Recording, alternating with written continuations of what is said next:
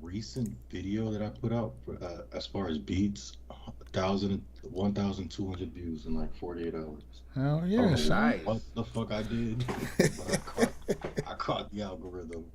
I caught the algorithm. We just gonna let this play here in the background a little bit. Metaphysics is going to have to be the quote unquote religion of tomorrow. If it isn't, you're fucked. Totally and absolutely.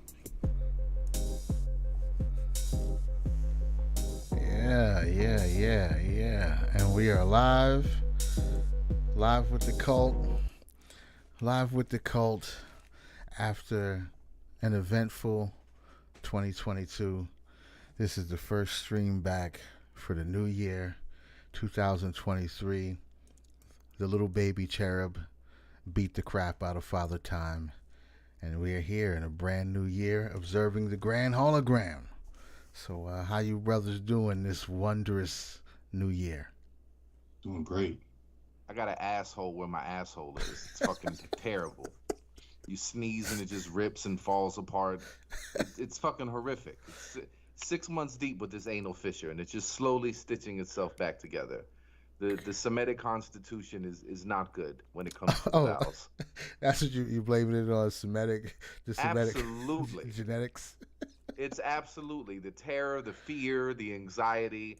All of that stress gets bound up in your asshole, and then when it becomes so terrified, it starts pulling away at the skin all around it. It's like, I'm afraid, I'm tense, something's gonna happen. Maybe there's ovens, who knows? And it's just fucking awful, dude. Good lord. So fear and anxiety accumulates in the asshole. At least for me. This may not be universal. I don't want to speak for all of humanity, but I mean, listen, absolutely. this is also something that people attribute to issues with the root chakra. So that is kind of in alignment with the metaphysics or with fucked bylaws and concepts. I can't necessarily rule that out. If you look up root chakra issues, a lot of this stuff, this is what they tell you. So maybe this is just the root chakra forcing its way into third dimensional reality with an anal fissure. Maybe. It could All be. I just keep plugging it up with cream and soaking it in lilac and juniper and jasmine and exotic oils. It berries and juices. Berries and Yeah. juices. Well, that seems like the decent way to go through. I'm sure there's a more, Babylonian forceful way to deal with it. Don't they just slap you on a table and like, Nope. no? I'm not no, I'm not doing that. You ain't sewing my asshole shut. Oh, right. That's what I was saying. Uh, I know they have something. This you might not want to partake in it, but I'm sure they have something where they can just throw you on a table and get to doing the two stitch on it. Just hook it up, shove it back in there, hook it up. yeah, but there's a 50% chance if you let them do that, you get a fistula, which is more painful and Oh, good troublesome lord. than a fissure, and it can Sounds take like it. it takes it is I think there's like a 50% chance with surgery. I'm like, nah, I'm stretching, I'm doing uh Kegels. I'm doing what I need to do to get the asshole right.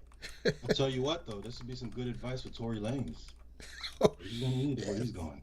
Is That's he going to terrible. prison forever ever? How long did he At get? least 20 years. They haven't Holy said it yet. He didn't even But kill the bitch. 20 he years he and shot no a gun in one's L.A. dead? He shot a gun in L.A. Wait a minute. Yeah. Hold on. Okay. First of all, I didn't know that happened in L.A. There's a lot of people shooting guns in L.A. Not not He got caught. necessarily at He got women. caught. Yeah. So yeah. He Speaking got of caught. which, this seems to be one of the most high profile situations happening out in the world right now. It's kind of sad when you think about it. All of the details of this shit is absolutely just fucking horrible. Rappers shooting each other, like other male rappers, for some reason that's acceptable, and depending on who you shoot, you might even get some more record sales out of it. Yeah, you might become legendary status. Yeah, you might become legendary. But this guy shot a female rapper, and she's not even a gangster. I mean, if she was like a gangster female rapper, she's like, yo, I'm a hitman on the side, I'll To, be killing to be dudes. fair, But he to be shot a fair, Doc. sex rapper. To be fair, um, he's 5'4". I believe Meg The Stallion is 6 something.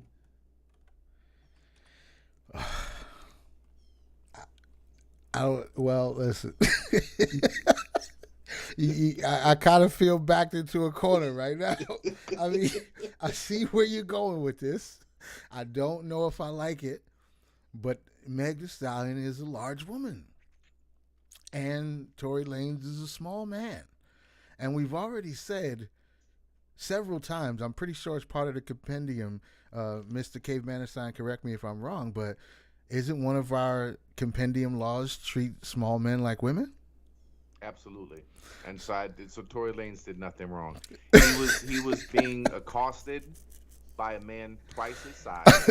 Clearly, and matter of fact, if I was his lawyer, I would have brought an expert witness to do the testosterone levels. And if she has higher T than him, it should just, Your Honor, I move to dismiss.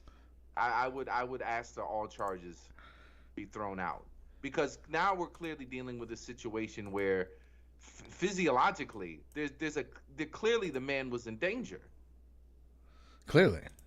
Right. I don't, and especially we've moved into the realm where there's no difference between men and women. We're letting women get their ass beat in track and field and beat the fuck up in the octagon, and we're saying, look, there's no difference between men and women. Who cares? We're just talking about the ingredients on the spectrum. Okay, well let's do a blood test, see what the ingredients are, and make some concessions for the size difference.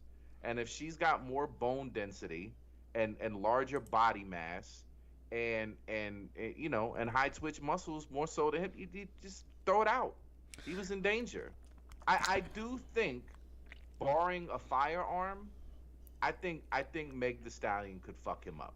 I don't think he would be able to whip her ass.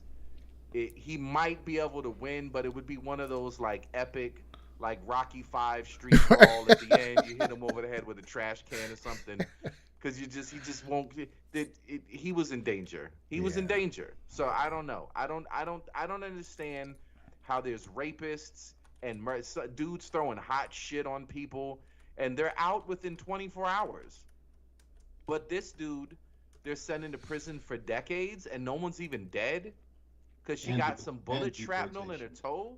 Well, okay, just to be clear here. Okay, so Meg is 5'10", but if you count the heels that she's probably going to be wearing, she's got to be 6'2", right? At least. How many men are 5'10" who say on their driver's license and tell bitches online they're 6 foot? 5'10" is basically 6 foot. Yeah, and she's going to be wearing heels. And she's fairly, what's the word I want to use here? She's hefty. She's hefty. She's not a small woman. She's a stallion. She's a Clydesdale. She's not Meg the pony. No. She's a Clydesdale. She's not Meg the hare. She's not Meg the mare. She's not Meg the colt. Stallion. She's a stallion. Isn't the stallion the alpha of the it's the male. Yeah, it's the man. Okay. It's the man. She's a male horse, for Christ's sakes. Okay. I never understood why men, because men, they started that shit. I never understood why dudes would see a thick woman and be like, "Oh, that's a stallion." Be like, "You do she know got that's a horse butt. That's a man butt on the horse." That's it's a not horse. what I think about when I go to Busch Gardens. I definitely don't look at the horses like that. Damn, Tory Lanez is 5'3". Yes. Come on, dude. His so you life see was the danger. in In his heart. You saw the danger, and she was drunk, so you can only imagine the Hulk strength involved. Right. Dude, there's a nice sized penis distinction in their heights. You're talking about a penis difference between them. Come on. Yeah, I could. Now, if you take a 5'3" woman and have her fire shots at the feet of a 6'2" man, I don't think anybody asks me any questions. Why is it that a 5'3" man can't shoot at? Well, I don't know. I don't want to play devil's advocate here, and I don't want to be, on the side of a person who's abusing people. Especially some female sex rappers. She don't seem that dangerous, but she's large and he's small. When you put those dynamics into play, shit can get distorted. You never know. I mean, and she's been known to beat up a few people in the past. Really? But she looks like a hands-on type of woman. Yeah, she has a history of fighting. Dude, what the fuck lawyers would? Nobody pulled up her Twitters. Nobody pulled up her. There's gotta be song lyrics with her threatening to fuck people up. Oh shit. They've used it in other cases. Why wasn't that a part of the defense? She's beating up like five other people It before don't this make no sense. situation. Now I don't know, man. And all I know with Tory Lanez, I will say, throughout the course of the year, he has proved himself to be a fairly volatile little person. And I mean, it's not bad to be small, but if you're going to be small and volatile and violent, that makes it a little bit worse because you're going to be even more triggered because you're small. Not that you should be, but that it seems to be people who are small and have had a history of being either made fun of or picked on or anything like that because they're small. Some of those people got some really short temper, no pun intended, have some really short tempers, and they fly off the handle pretty quick and they get violent because it's like, oh, you trying to play me because I'm short or something like that. So he's already beat up a gay guy this year. Yep. Which is like that's enough to get you canceled and sent to jail for. I mean, you can't be gay bashing, and he definitely was doing some gay bashing this year for no reason at all. And I don't know all the details of the Meg Thee Stallion shit, but the other guy, Augusto Alsina, he didn't do nothing. He didn't shake his hand. He didn't do nothing. He didn't shake his hand, and he got jumped for it. That's a literal non-action. Wait. The guy that ended up getting Chris Rock smacked. Yeah, he got beat up by like 3 or 4 people. Yeah. They whooped his ass. Tory Lanez beat up Jada Pinkett's paramour. Yeah. Yep. The one that became the one that she made gay. Yeah. Tory Lanez beat him up for not shaking his hand. Yep. For a non-action. He said he refused to touch me, so let's go touch him. That's pretty much what happened. Wow, I do think I remember something about that. I'm still kind of caught up on the prison culture that made stallion butt a thing, horse butt. Yeah, male horse butt at that. Like if you called it a mare, that doesn't have quite the same ring to it, but at least you'd be referring to a female horse. You're already referring to the hind parts of an animal, which is making like you're equating this to something weird. You're already fucking up. You fucking up big time. And to then assign it to the male animal, it's like you just double fucked up. That's absolutely horrible. So Megan Thee Stallion has compared. She's basically as a person who participates in strip hop. Her persona that she's put out there on the market is that her genitals are on par with a male animal. Yes, hot girl summer. That's her declaration. She's a transsexual horse, is what she's saying. Yes. Meg, the transsexual horse. Fucking amazing. Yeah, I ain't mad at her. I don't want it to sound like we wanted this to happen to her. Or it's good that it happened. She seemed like she got the terrible end of this whole exchange. No, all I'm saying is that there is an extreme physical differential in this situation. The guy said he was drunk. He's like, my bad. He didn't allude because he got his prison phone calls leaked. Everything leaked. Everything. Where he's like apologizing on the phone. My bad. I was so drunk. He just kept talking about how drunk he was. They was giving me shots as soon as I came in the door, which is kind of some sucker shit. That's some sucker shit. Yo, why'd you shoot that girl in the feet, man? They gave me so many shots when I got to the club. Bro, if you're 5'4", you should not be taking 5 shots. 5'3". 5 back-to-back shots. They don't give not an if you're extra 5'4". Your body. Oh shit! Hold on. Wait a minute. That's a great point. Where all the Hollywood people came together and they had that midget dude in there from Austin Powers. What was the name of that show? Yeah. Vern Troyer. Vern Troyer. He would get pissed fucking drunk. Yeah. Off 2 beers. Yeah. Think about how big a shot glass is for a midget. It's not the same. So wait a minute. So you're telling me all of these college girls that got dudes either thrown in prison or kicked out of school because they had consensual sex that they can't remember that they might have had consent for, based on the premise that they were drunk. Now, it didn't cut the other way for the man. No. So both of them are drunk, but the man raped her because they were both drunk. How could they give consent? So you're telling me a person is unaware of them engaging in sex, and it's the other person's fault, but we can't apply that to Tory? He was drunk when he shot her. He didn't give his consent for a firearm. And he's small like a tiny Asian lady. He's a tiny woman. This is true. He's little like a tiny Asian lady, and it was alcohol consumption. And that basically means he's not responsible for his actions. Prove me wrong. Because if a woman his size gets drunk, pretty much whatever she does after that is the other people's fault. Especially if there's a 6'3" large, heavy person involved. Damn, this is wrong, bro. This is discrimination against men. He didn't even, like you say, he didn't even kill her. He didn't really even injure her. I mean, he shot her in the foots. I don't know. I don't know if he really shot her. But see, from what they say, he was yelling. I believe the hindquarters, I believe, is what you call it. He was yelling dance. So I don't even think he was trying to shoot her in the feet. He was doing the thing from the Wild Old West. Western. Yeah, dance. So she probably only really got shrapnel in the feet. If that. Not to be minimizing this woman being shot. She got shrapnel. Like the bullet didn't go like directly, according to what's being said. The bullet didn't he didn't shoot the gun and the bullet went straight to her foot. Like some type of like shrapnel happened, like shrapnel accident happened to her foot, which is it can't really be explained. But I don't know. I've never been shot. I don't know what it looks like to be shot, so I can't really like go into details of what if her foot looks like it got shot. All I know is a gun was put out. A gun was put out. Both Tory and the best friend had GSR on them. So a gun was shot, which in reality, like, that's not necessary if you're in a position with two women. But when you're 5'4", I guess, Yeah, you gotta come on. You need a force multiplier. You gotta have an equalizer. Both of those women was probably larger than him. He probably had on a lot of jewelry. The girl was 4'11". So she was the other one was actual. Okay. So the other one was actual woman size. The actual was actual woman size. So, she was a colt. She was not a stallion. Right. He didn't shoot the one who was actual woman size. Maybe he got drunk and never mind. The point is that there seems to be more information here.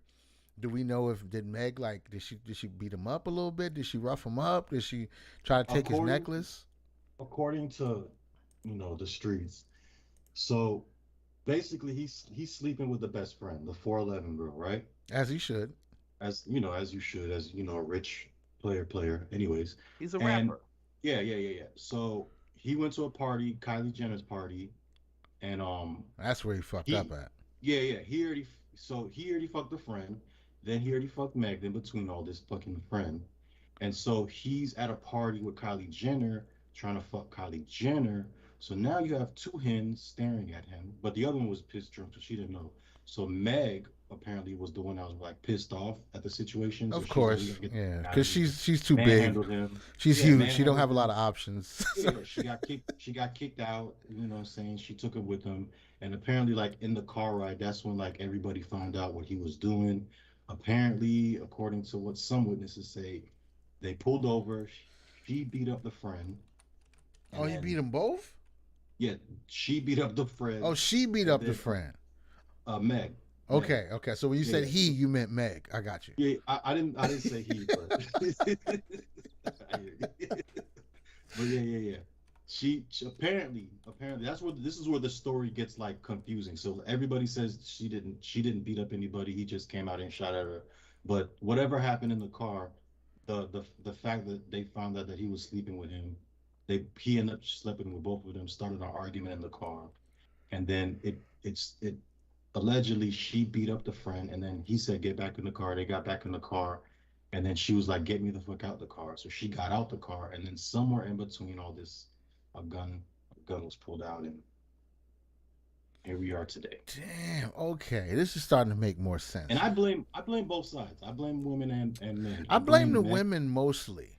I blame Meg because you wanted to be a hot girl summer. You wanted to fuck a bunch of men with no excuses. And I tell women all the time. I'm like, for you women who have men friends, right? And they tell you those crazy ass stories like, oh, she keyed my fucking car. This bitch broke my windows. That's the life that we live, and we don't want it for you. That's why we tell you these stories. But when you want to be a hot girl, you gotta deal with hot girl shit.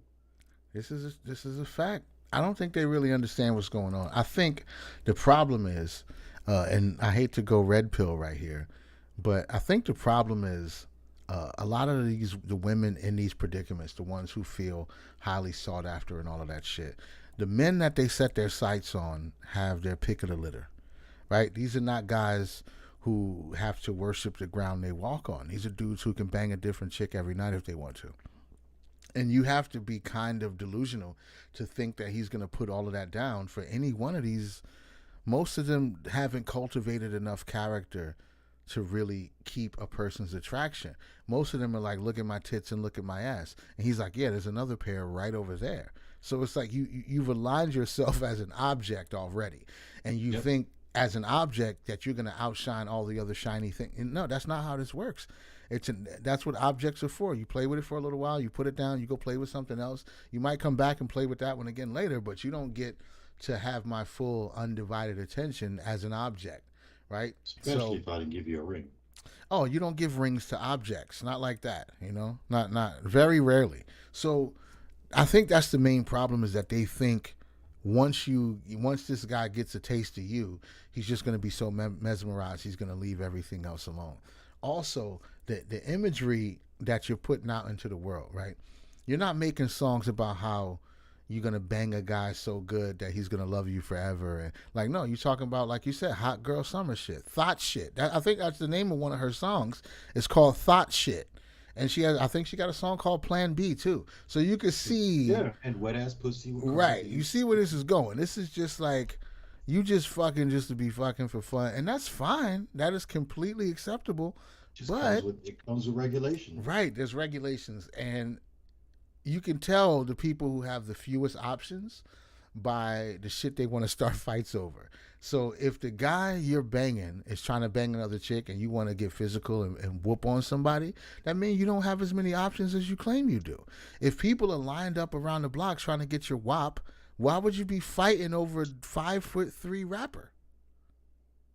Where do you, like, in what alignment of the world do you see yourself getting into a physical altercation because somebody else is trying to? It doesn't make any sense. So Meg beat up her own friend, and also probably wanted to start a fight with dude because he was trying to bang a third person. Like, so he had two women that he was already fucking at the party, and he was trying to fuck a third person at the party. He's trying to go 3 for 3. Yeah, that's par for the course. That's par for the course. Technically, if you want to be real, if you go by personas and lyrics, you should have been blowing a guy in the bathroom. Why weren't you trying to cash in another check, get another what is it? Get another Gucci bag or something, or find somebody to get your hair and nails done.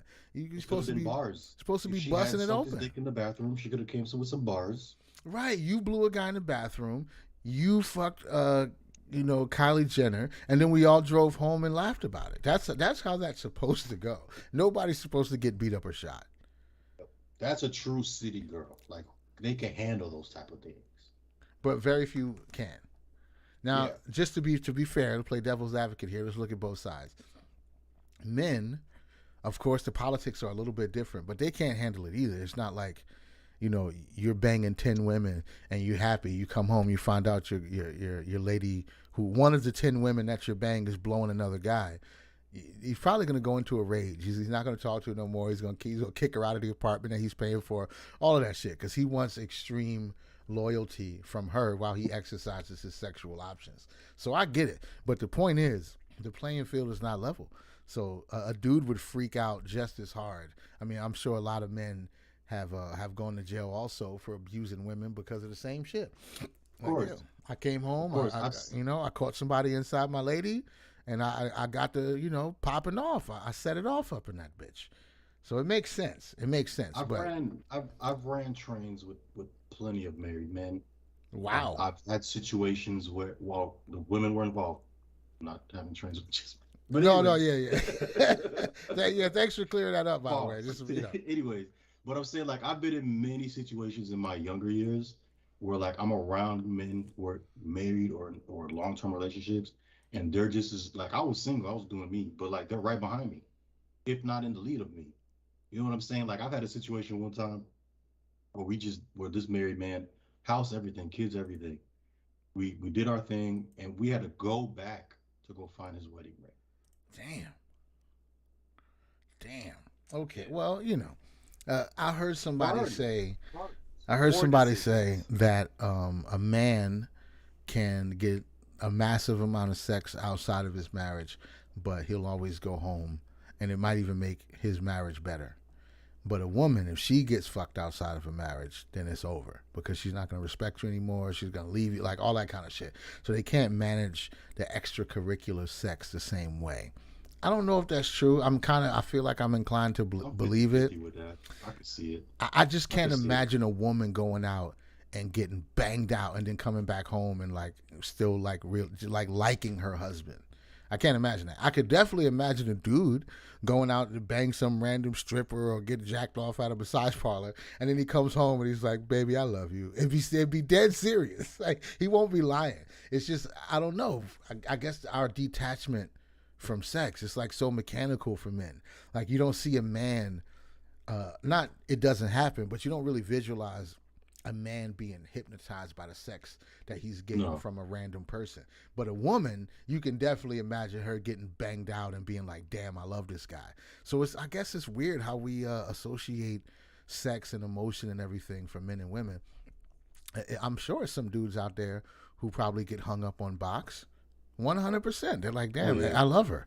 I think I love her when she's done with him.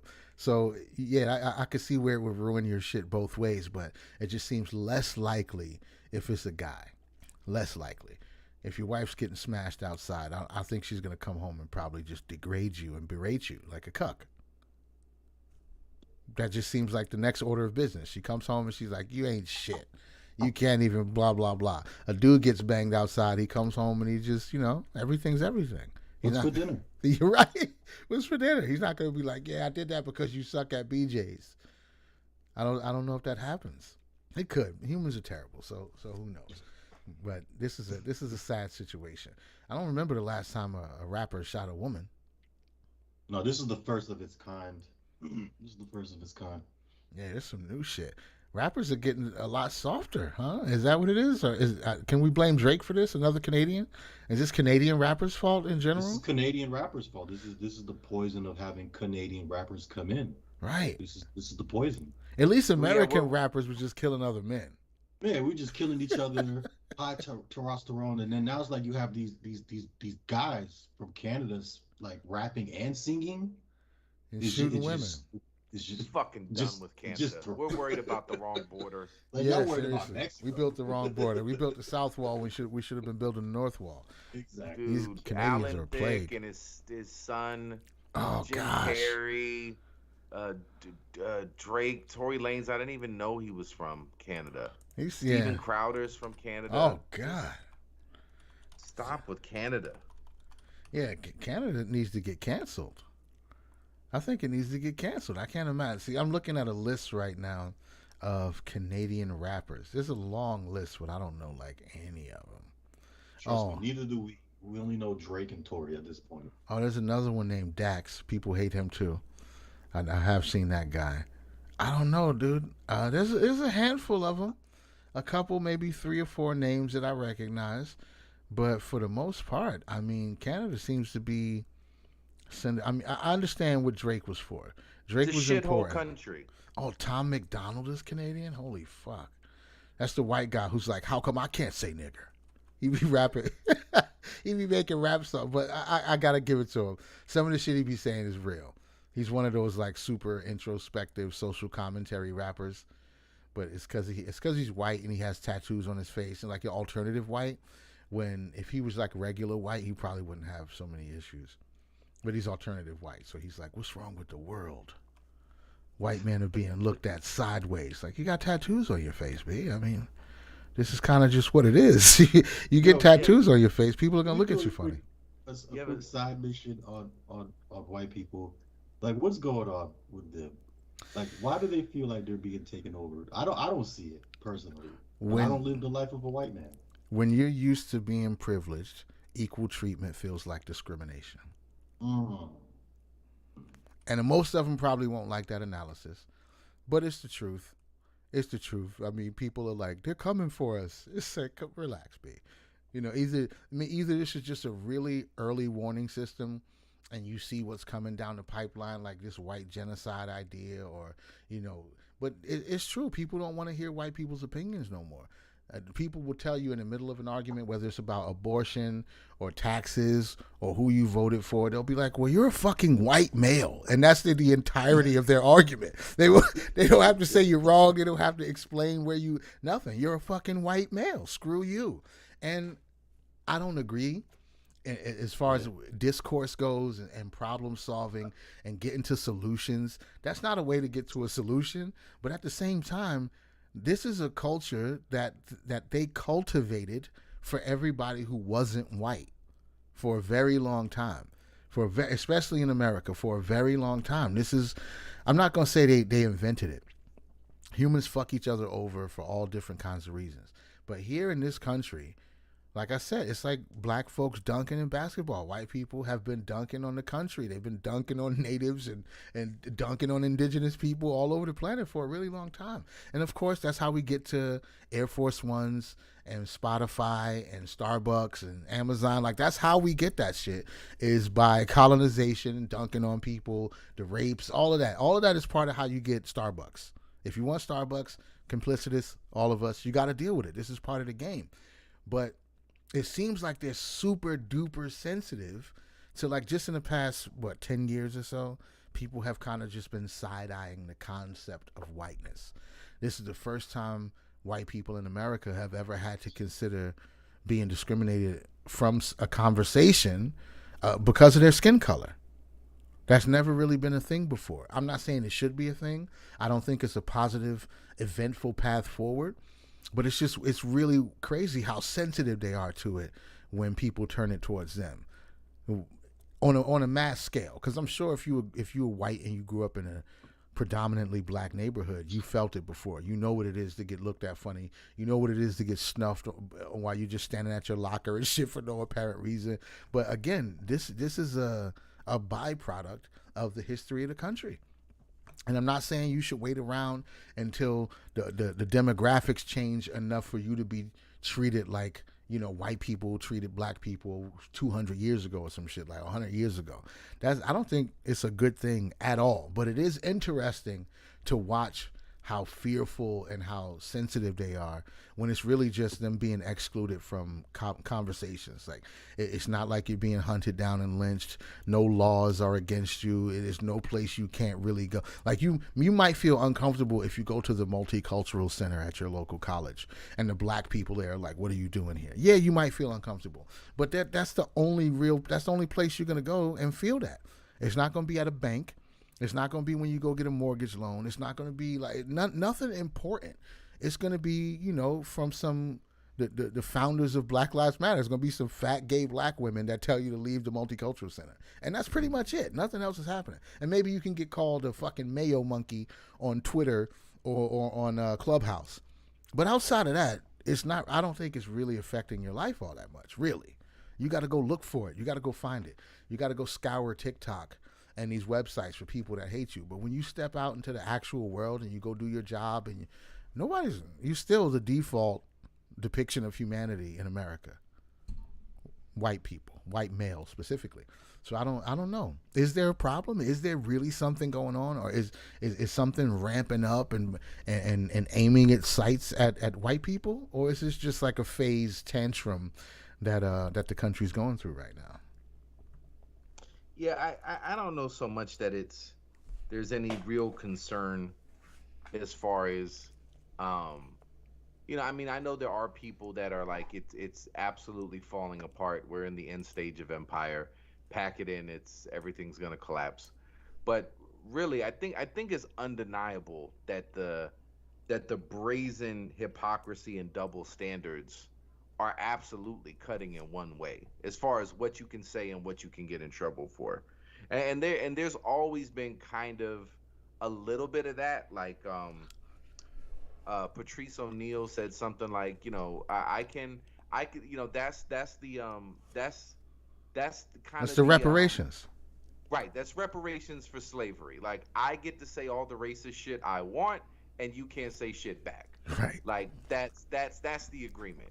And so that perspective has been out there for a while. I just think now is kind of getting to the place where, people are getting fired for expressing opinions and they're seeing other people pretty much like scot-free say like wild, crazy shit that is completely beyond the pale and outside of, outside of what, because we're all trying to pretend what our desire is we want to have polite, reasonable discourse. We want to have decorum in the way that we talk to each other and how we address issues. And the reality is that that's just not happening. And when our Caucasian friends push back just a little bit, it seems that there's always this coordinated campaign to try to get someone try to get someone fired, try to get someone. I mean, and no matter how reasonable it is, like there was that lady who was, people were making fun of her, oh, you're being a Karen, you're asking this dude where he is and whatever, and if you're in the city and you have a doorman or you got a key card, you know that only people that are supposed to be in that building are supposed to be in that building. If you don't have your key card, you can't get in the building. So she followed him around. She was a little drunk or whatever, but she was like, "Yo, do you live here?" Completely reasonable thing. And people were like, "Oh, this bitch is racist. Fuck her," and da da da da da. And meanwhile, like within that same 6-month period, there was like 3 stories of women being raped, and it wasn't interracial rape. Because they were like, "Oh yeah, sure, come on through." There was another dude that got beat the fuck up because somebody came through the building and wasn't. So just this idea, like, oh, this is insane for you to think that there's any sense of danger. Why wouldn't you just, because he's black, you're not gonna let him in? There's never been a black person that's come into the lobby to rape somebody. There's never been a black person that's come in into a lobby that they weren't supposed to be in, they didn't have access to, but they got in and beat somebody the fuck up. It's never happened. You'll never find those videos on World Star. They just don't exist. So yes, people are starting to notice and speak up about those sorts of things. Like I said, Colin Flaherty made a whole career off of it. Yeah. So does it exist? Yeah. Should we hold all black people accountable for it? Of course not. No. Just because a motherfucker look like you don't have to answer for their sins. Terrence kind of looks like Jamal. I'm pretty sure. Granted, he's never murdered anybody, but Jamal did. So by proxy, you're a murderer. No, we know that's silly and stupid. But there's one side of the discourse that completely gets to make these generalizations. White people this, white people this. Y'all stole all this shit. It's your fault and da da da da da da da. And then if there's anything cutting in the other direction, it's like completely off limits. So people have just noticed that there's this huge hypocrisy governing how we talk about certain things. And yeah, it's frustrated a lot of people, and it only cuts in one way. And it's almost impossible to notice. Not dissimilar from noticing that some Jewish people have power. Some Jewish people are disproportionately represented in certain industries, like finance, like Hollywood, big money-making industries, unwielding an inordinate amount of power relative to their actual representation in the population. Does that mean all Jewish people got to answer for everything that some people that robbed Kanye did? Of course not. That's just as silly as saying, all German people are guilty of the Holocaust. No, Right. a German guy born 30 years ago got nothing to do with that. So it's just this, what is your group? What is the sins your group has committed at some point in history? What are you doing to make right about it? And so, like I said, if we're not doing whack-a-more, if we're not looking into 750 years of rape, slavery, and conquering and colonization, the barn building, yes, fair enough, and some nice architecture, fine, but we're not doing that. We're not looking at it evenly or fairly. We're doing it completely in one direction, and people have noticed. That's all. That's what it is. For all intents and purposes, I agree with what you're saying. When you go out and live your life, there might be some behavior and looks, but it was always there. Like you said, white children at black schools were getting beat the fuck up by lockers. I know of specifically, at least since the 80s. It's real. It might go back Right. further than that. But of course it's a thing. It's of course, and if you were the only black dude in an all-white school, in an all-white neighborhood, there was probably unkind shit. I would bargain probably less violent shit, but there was probably some unkind words and nasty. Like, humans find reasons to be dicks, Yeah. and we just want to group everything in these group identities and hold people accountable and make judgments based on these. And it isn't that like the very thing that we're saying, or not we, because we don't give a fuck about that shit, but the culture that's telling us to talk in these group identities and identify these things this way, and to hold white colonizers accountable. Like, isn't that the whole problem with racism? One black guy commits a crime, so now black people are criminals. One cop gently kneels on somebody's neck. Now they're all police brutality. They're all white supremacists. I mean, there's just no consistency. Men and women are the same, but Tory Lanez is a monster for defending himself by a much larger boy.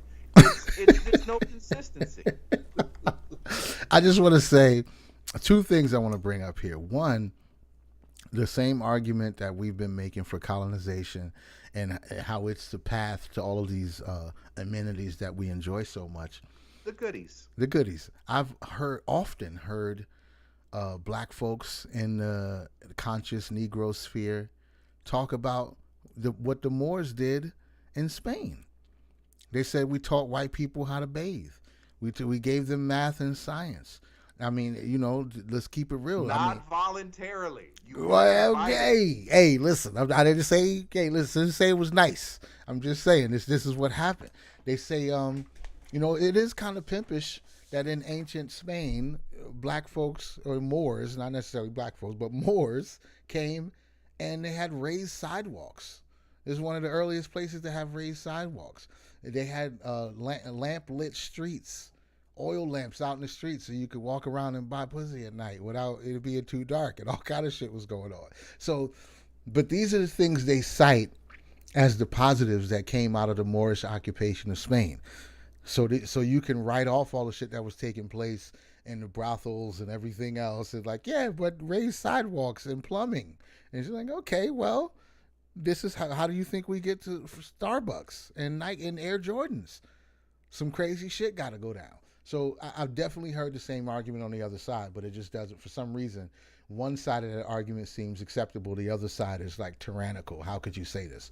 Two, when you said if you went to a predominantly white school and you were black, you probably had some things happen to you.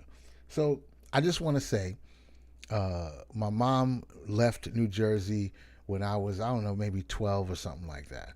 And when I left, well, she left Newark, New Jersey. And we went to another township. It was nothing but white folks as far as the eye can see.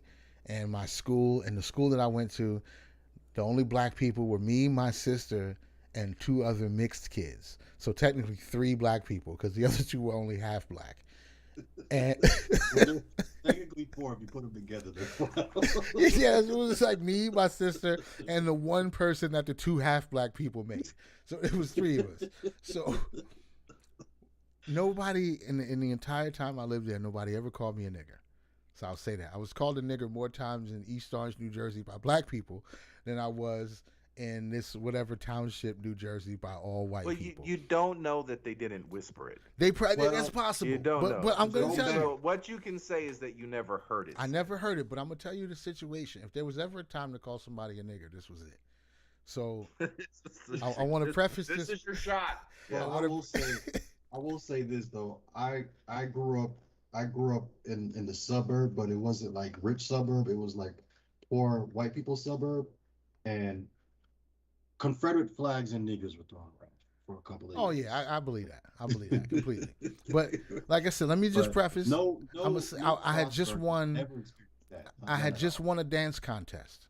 Okay, so emotions were running high.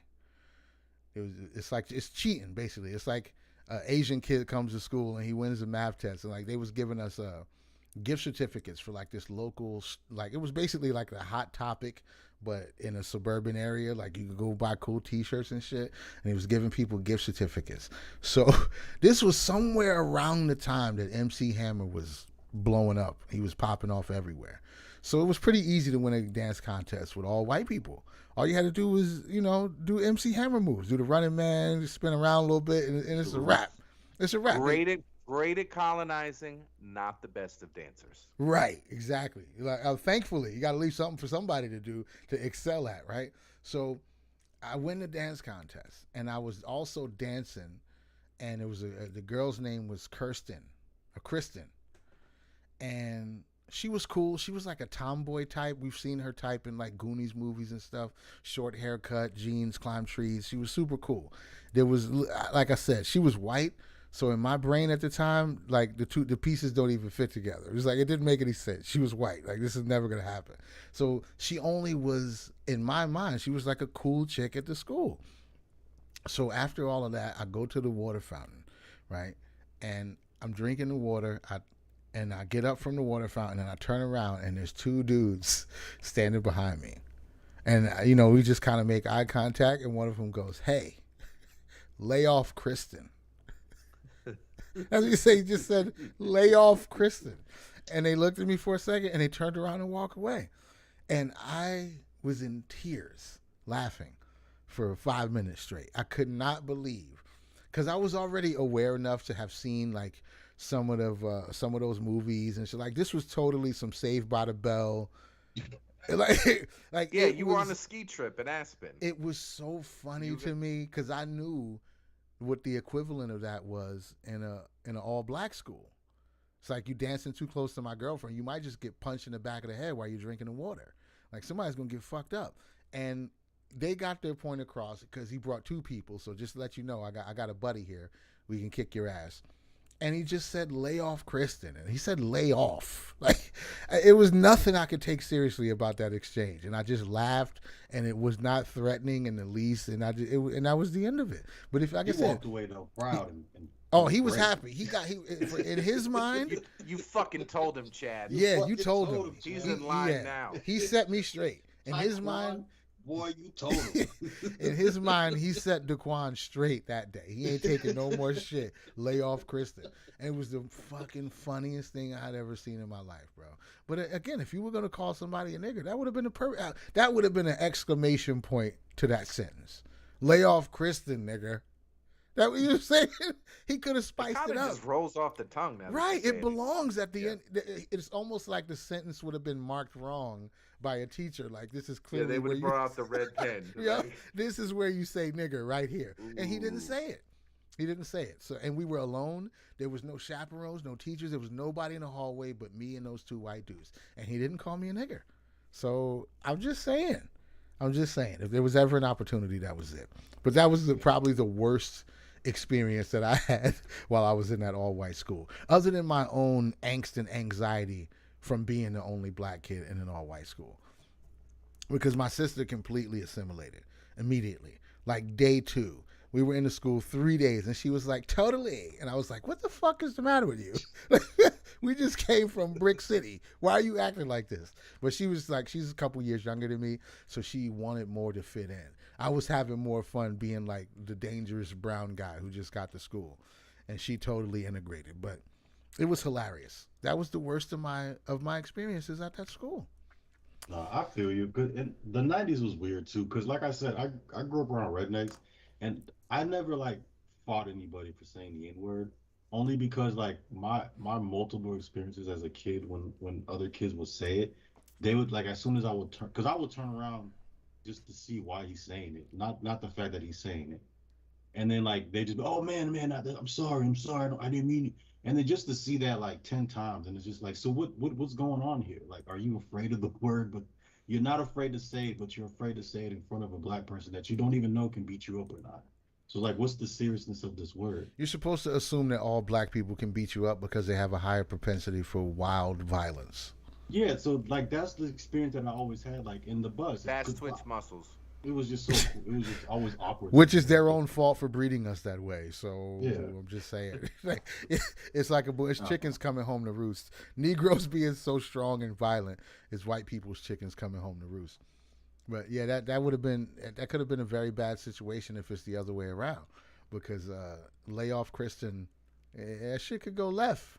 with different. You They switch the definitely races were around. archetypes. Yeah, shit can go left, bro. Shit can go left. It gets real bad out here. But I'll say, one time I got called a nigger as an adult. And I know these stories are all gonna sound like I'm simping for white people right now, but this is the reality of my experience. I was working at GameStop, and it was a big, huge NASCAR white man. He was probably 6'3", fucking 350 pounds. He was huge, and he was coming in. He had some games he wanted to trade, and he was just trying to wheel and deal and do something, and it wasn't going to work out for him the way he wanted to. So, but I knew the ins and outs of the space, so I was like, you know what? Let me just extend my knowledge to this guy so he can get the best possible deal. You're definitely gonna get fucked. It's GameStop, but I can help you not get fucked so bad. And I can get a subscription out of it. They used to have a sell to magazine, so if you get a subscription, your prices change. And like, oh, so I was like, yeah, hook it up, do this, do that. You do this, you give me those, and I'll give you. And he was happy with the transaction at the end of it. And he said, "Yo, man, I really appreciate you doing that for me, man. Like, I didn't think you look out for me like that." And when he said that, I knew what he was talking about. He was like, "I didn't think you look out for me like that," but he was referring to himself and how he looked. Like, I know what I look like, but his words verbatim was, "I got some good nigger buddies." That's what he said to me. He's like, "I know, I'm a big white man, NASCAR, like I get it, but trust me, I got some good nigger buddies." And when he said good nigger buddies, I didn't sense a drop of hate, of vitriol, No malice. there was no it was the kindest that he could possibly be with the smooth little brain that he had. He just that was how he expressed himself. I got some good nigga, and he said good nigger buddies. Like, those are my fucking homies, bro. I got some good nigger buddies. I couldn't even be mad. I couldn't take it the wrong way, because exactly the sentiment that I think he was trying to get across, it penetrated immediately. I would have had to employ some higher mathematics to find a way to be offended. I would have had to be like, wait a minute. Like, but my natural reaction was to just smile. Like, I know what he meant. I can't even lie. The only time I was called a nigger as a grown adult, I deserved it. I deserved it. I don't know, that's a little harsh, but in his defense, to do the GameStop, that is what they called Reese's peanut butter cups before they were rebranded in the 40s. True, nigger buddies. Yeah, that's what they. Yeah, I mean, not a lot of people know that. Too. It's a pretty interesting origin story if you look into it. There's a lot of Reddit posts on it. Yeah, little known factoid: Reese's peanut butter cups, the 2 in the pack, originally called nigger buddies. Not a lot of people understand that, but I think maybe there should be like some kind of seasonal thing where, in the name of solidarity and racial reparation, maybe they should go back to the original title for, maybe like a month out of the year or something. Maybe Black History Month, when you go to instead of getting Reese's, just call nigger buddies. Just write on the package # never forget. But you know what this all comes down to, though, is that's what's completely wrong with all of this shit that people are doing now. It's just nobody is being sincere. Everybody's just pretending that nobody knows what the other person means. That's what we're doing. We're just pretending. We're looking for reasons to be outraged. I don't think most of the people really care sincerely or not. Like that story that you told, like there was some people, like, if you wanted to make it a scene, right, you would have had all the leverage to make that dude's life miserable. Yeah. Right? But it just is, okay, I'm going to be honest here. Am I really appraising this? Did I get the sense that there was malice there? Like, or so I guess a lot of this activism shit, a lot of it's opportunism. Yeah. More than anything else. Like, most definitely. But dude, you got to explain why you deserved to be called a Rogan as an adult. I'm not going to go into details. Yeah, I feel like your statute of limitations might not be up. Like something's going on. I will say, I was a degenerate at one time. Didn't have morals, and I just did what the fuck I wanted to do. So like, as we all have been. Yeah, there was an opportunity where I saw a lot of money, and they were like drugged the fuck up. Like they didn't know what 2 o'clock was. So I took it, and then like had to go back and check on them, and then they're looking for it, and So she's, I'm in the room. It's just me. so, but there is like a group of white people around me.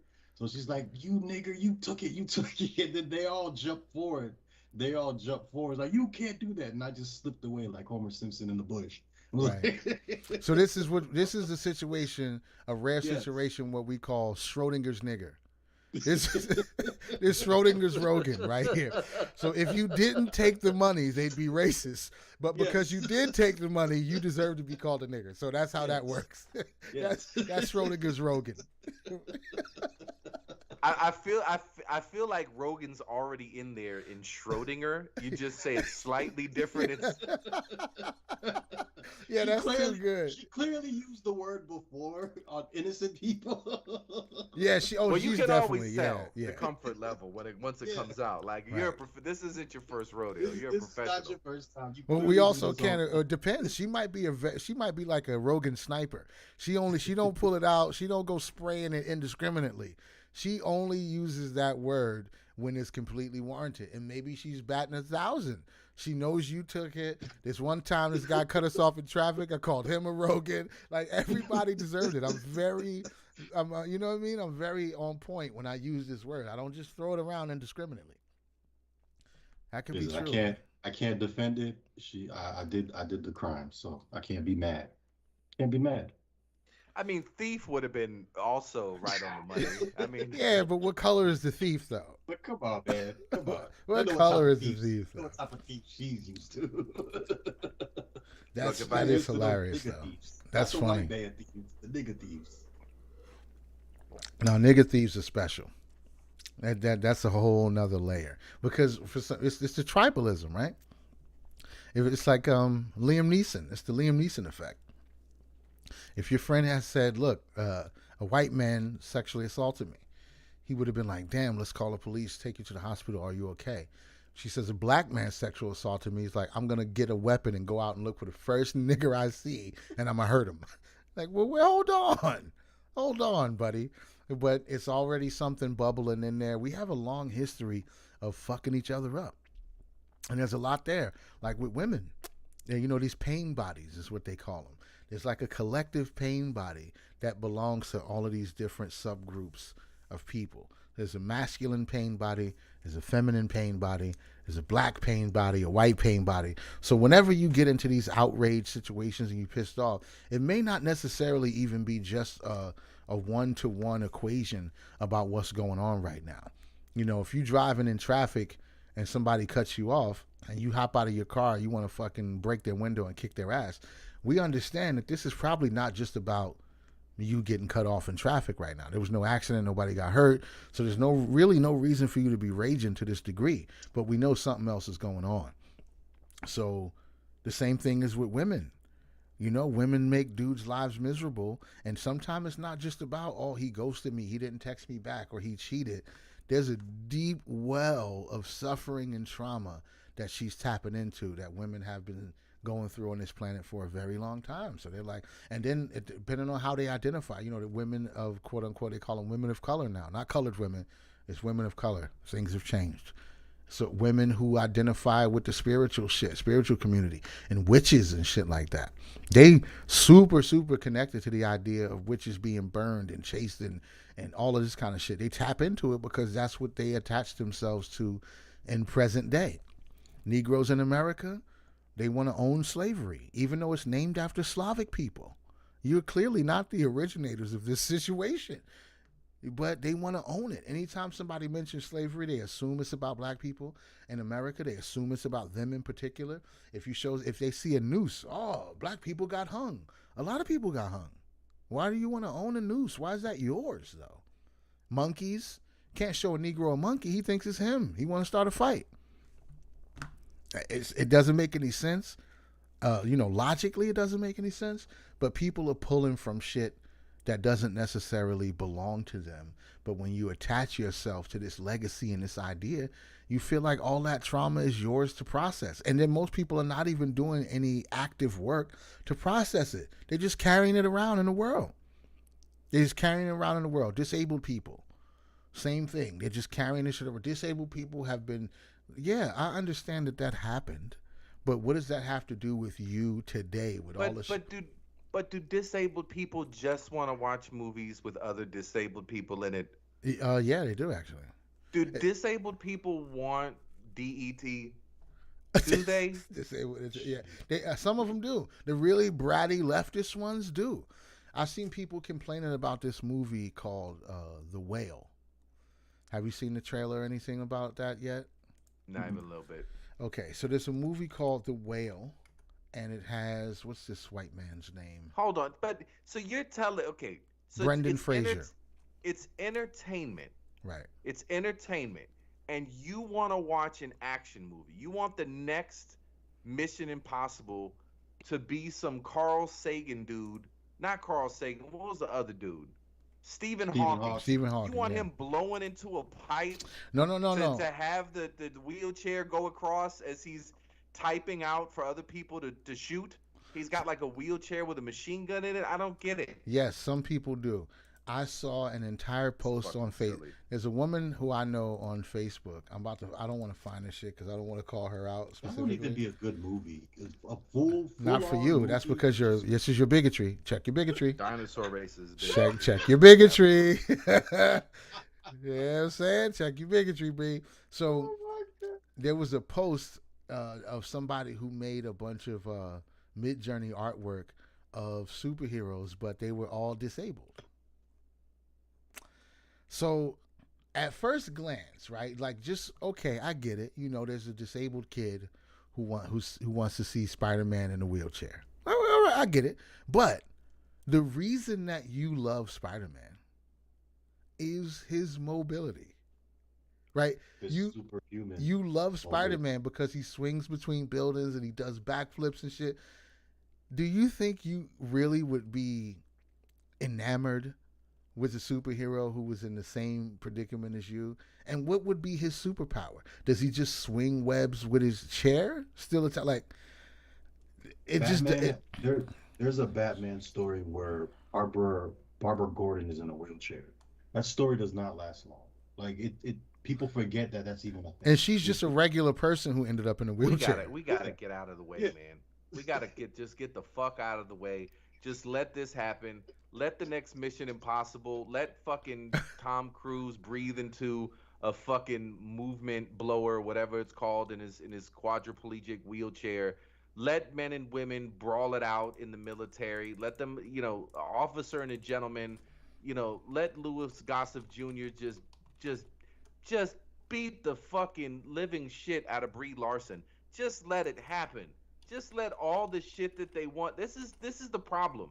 Everybody's jumping up like, wait a minute, this shit is terrible. This shit is ridiculous. It has to stop. No. Just get out of the way. Just let it all fucking happen. Let it happen. Let them have disabled superhero movies. I would love to see the Endgame movie with all of them with afflictions on that last we're fighting on the moon battle scene. I would love it. I would love all, and crutches and wheelchairs and blind people just trying to find somebody to punch. Just let them ruin everything. Just let them do it. Let them burn it all to the ground, and then new money can come in. Because you know how much bread is going to be made when somebody independently just makes some dope shit that doesn't conform to all these ridiculous standards, with people pretending they want shit that nobody could honestly want. Literally nobody wants this. Look, I don't know. I think, okay, so what I want to say is, I think the main thing that people are really looking at here is when they see disabled people in roles or actors playing roles that could have went to disabled people. So this is what I was saying about the movie The Whale. It's Brendan Fraser. It's from a play, and he's playing a guy who's morbidly obese, and he's eating himself to death. And there's a bunch of obese people on fucking Facebook and Instagram and Twitter complaining that they didn't hire a real fat actor. But maybe they don't fucking act as good. Or maybe they can't be on the set for 11, 12 hours a day. Maybe it's easier for Brendan Fraser to work in a fat suit than for an actual 500-pound person to work. And maybe under those circumstances, he might not be as good of an actor. Maybe he can't emote the same way that Brendan Fraser can because he's too connected to. I don't know, but the thing is that he's an actor, and you hire him for being able to embody and emote something that he is not. That's the whole point of being an actor. So to say that, oh, this scene where fucking, such and such is in a wheelchair, you could have hired an actual person in a wheelchair. It's like, but we want the performance. It's not just about the wheelchair. That's just yeah, they are. They trolling. Fucking a wheelchair for fucking 2-3 seasons of fucking Degrassi. That was too long ago. Nobody was that sensitive back then. Sheesh. People are a lot more sensitive right now. Shit is serious. But look, I don't know.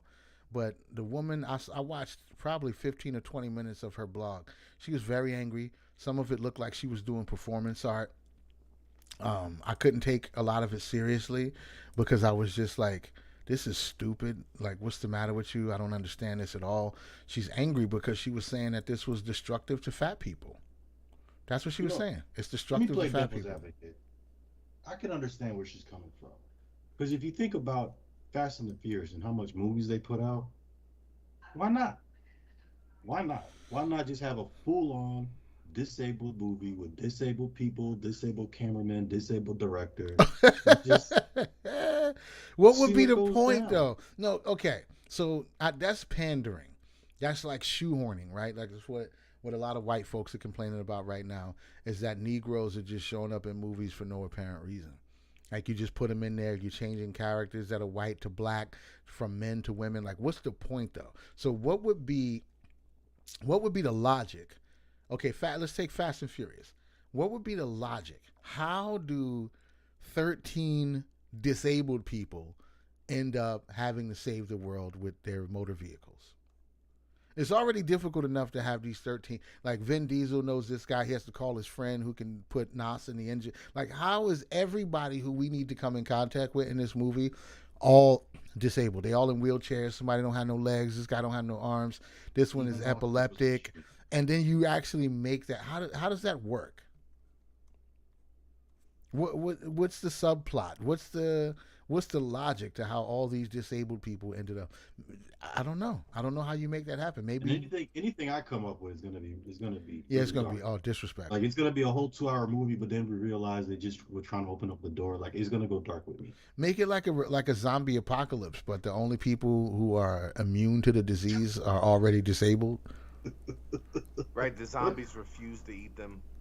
Yeah, the zombies just all pass them up. They're like, nah, babe, this shit is no good. Nah, we gotta stop because this is gonna get somebody in trouble. It's gonna get dark. If this is why they need a disabled person to do this. If we do it, it's not gonna go well. Yeah, you need a disabled writer, right? You're gonna need a disabled writer. You're gonna need disabled directors. I don't know, but black folks don't seem to mind. They want black people in the writer's room. They want black people behind the camera. They want black people doing the stunts. They want just everybody black. So if it works for black, why wouldn't it work for anything else? Women, I'm sure women want that. They say they need more writers and directors, more female stuntmen. See how bigoted I am? I said female stuntmen. You know what I mean? Because it's a stunt man, right? It's not a stunt woman. Who wants a stunt woman? Even if it's a woman doing the stunt, it's safer to just put a man in a wig and let him fall off the building. You don't let a woman fall off the building. He's not gonna complain on the way down. Right, he's not gonna. Yeah, right. Exactly. And if he does get hurt, nobody's gonna care. You just hire another stunt man. But if a woman gets hurt, we're gonna lose 3 days of shooting. Yeah, see, there's a lot of reasons why shit is the way it is. I just don't want to. Sometimes the truth hurts. Sometimes the truth hurts. But maybe there should be a guild of all disabled movie makers and see what kind of content they could pump out. But I feel like it would be all like really soft, cry more kind of movies, introspective, treat people better. Why isn't there a ramp outside of almost did it. There should be a ramp outside of the subway because I want a $5 foot long. That kind of shit. Like what would be it can't be action. Can't be action. There's no way. And if it is action, I think it's disrespectful. Okay, would this be? They made a romance movie with two mentally challenged people back in the day. I don't remember the name, I just remember it was like too mentally challenging. It was like a whole romance, That like a works, rom. but see again, a rom com. That's a tearjerker. It gives you some insight into other people's lives. No, we need a movie like The Expendables, but with retards. We need someone who's just shaking Developmentally violently, disabled. having epileptic seizures nonstop, a deaf dude with Down syndrome who's the leader, who's barking out Oh orders that my nobody can God. understand. We're gonna get to the chopper. It is just nonstop pandemonium, and you don't farm it out. You don't get people to act. You Well, we need to basically stay do it like darker. It's gonna like an get darker.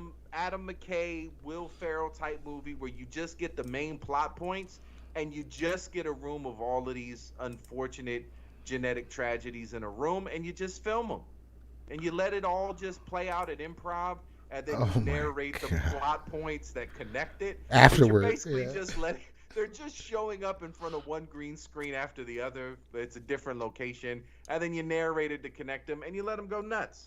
So you get a I guy love it. you get a guy who has epilepsy, right? You give him an automatic rifle. You lower him down on one of those rappel ropes into a warehouse where, to his surprise, he's surrounded by bad guys, and they've got the high ground, low. Everybody's covered, and he's like, "You guys don't know what you just got yourself into," because he feels a seizure coming on. So then he just falls on the ground with the automatic rifle, and he's seizing all over the ground. He's spinning around. He shoots everybody in the room, And smokes he them all gets out. all the bad guys. See, it's coming together. Yeah, We've see, already got it. it's like that scene's going in the trailer right there. Oh, Expendables. We have to spell it differently, but it. another movie title written in crayon, but no, this is bad. No, it's not. Maybe No, it's it inclusive. can't be See, bad. that's your It's dinosaur inclusive. racist bigotry You're talk. right. You gotta let Yep, go. you're right. You gotta progress. I need to cleanse myself of this bigotry, because why can't you? If it's ridiculous when Vin Diesel does it, why can't why can't an autistic guy pull off the same shit? Yeah, he let him jump out of the car before it hits the helicopter. Oh, I get it. I have it. We have who's the person who made all of 007's weapons? Q. Okay. So we have Q, and he knows everybody's ailments and disabilities. And Oh shit. yeah. Yeah, Q figures out exactly what you need. So you got the autistic guy who's always, doing a thing they call stimming. So he's slapping his chest and shit like that. And that's like the Morse code that he needs to communicate with people. Every time he taps himself, it sends out some kind of, who knows? But we could have the weapon mastermind take into account everybody's disabilities, and he makes some shit that's perfect for them to get them out of hairy situations. If I 007 love can it. do it, a cast full of disabled expendables can do it. Wow. Dude, I love it, man. I love it, and that Disabled would be a part of expendables. the writing challenge is to find all of these fucked up conditions and then come up with some way that it's channeled through some sort of engineering marvel that actually makes their handicap a superpower. The people would actually love. You could sell it in this market. We wouldn't stylistically, we wouldn't be able to do what we want to do, but Right. the premise that they would absolutely buy that premise. Holy I just want to shit. know. I just want to let you guys know the ending. The ending is just gonna be a kid playing with army men in a short bus. Yeah, probably. That sounds about right. Because, one of the subplots, there was a Predator movie not too long ago. And the subplot to the movie was that the Predators were like after an autistic kid, because they tried to say that the autistic people were like the next evolution in humans. So they were basically X-Men. They were superheroes. And the aliens knew that. So they were coming here to get this autistic kid because he was clearly the savior. And I think that there are people who have autistic children and are in these circles with other parents and all that kind of shit. And some of them are adopting the idea that this is true. Like, these kids aren't disabled, they're special, they're star seeds, and we just don't understand them because we're not evolved enough. And I'm not saying that that's not true, but it is kind of, Indigos. well, yeah. Well, the Indigos were just about kids who were really intuitive and emotional Kids who and shit found like out that. about the internet and now we have autistic geniuses. Yeah, they would like they were deep kids. They would sit next to a tree and say that they could feel the tree's energy. Those are indigo children. But the star seeds are like, my kid slaps himself in the head all day, so he must be the next stage of human evolution. Yeah. Whatever happened to the good old idiot savants? Haven't heard about them in a while. Yeah, I don't think there's too many of them around anymore. Yeah, we've aborted them all. Mm. Oh We shit. we we we live in we absolutely practice eugenics. What are you? Wow. I didn't say I'm advocating for it, but that's not true. That's one of the first things. Hey, there's something wrong with it. You want to kill it? And most people are like, yeah, suck this shit out. I'm not having the goofy kid on the baseball team. Fuck you. No. And people aren't doing it. Dude, when we were growing up, there was a whole bunch of Down syndrome kids. Oh yeah. They Oh were yeah. everywhere. Yeah. Every school had Yeah. them. You knew them, you loved them.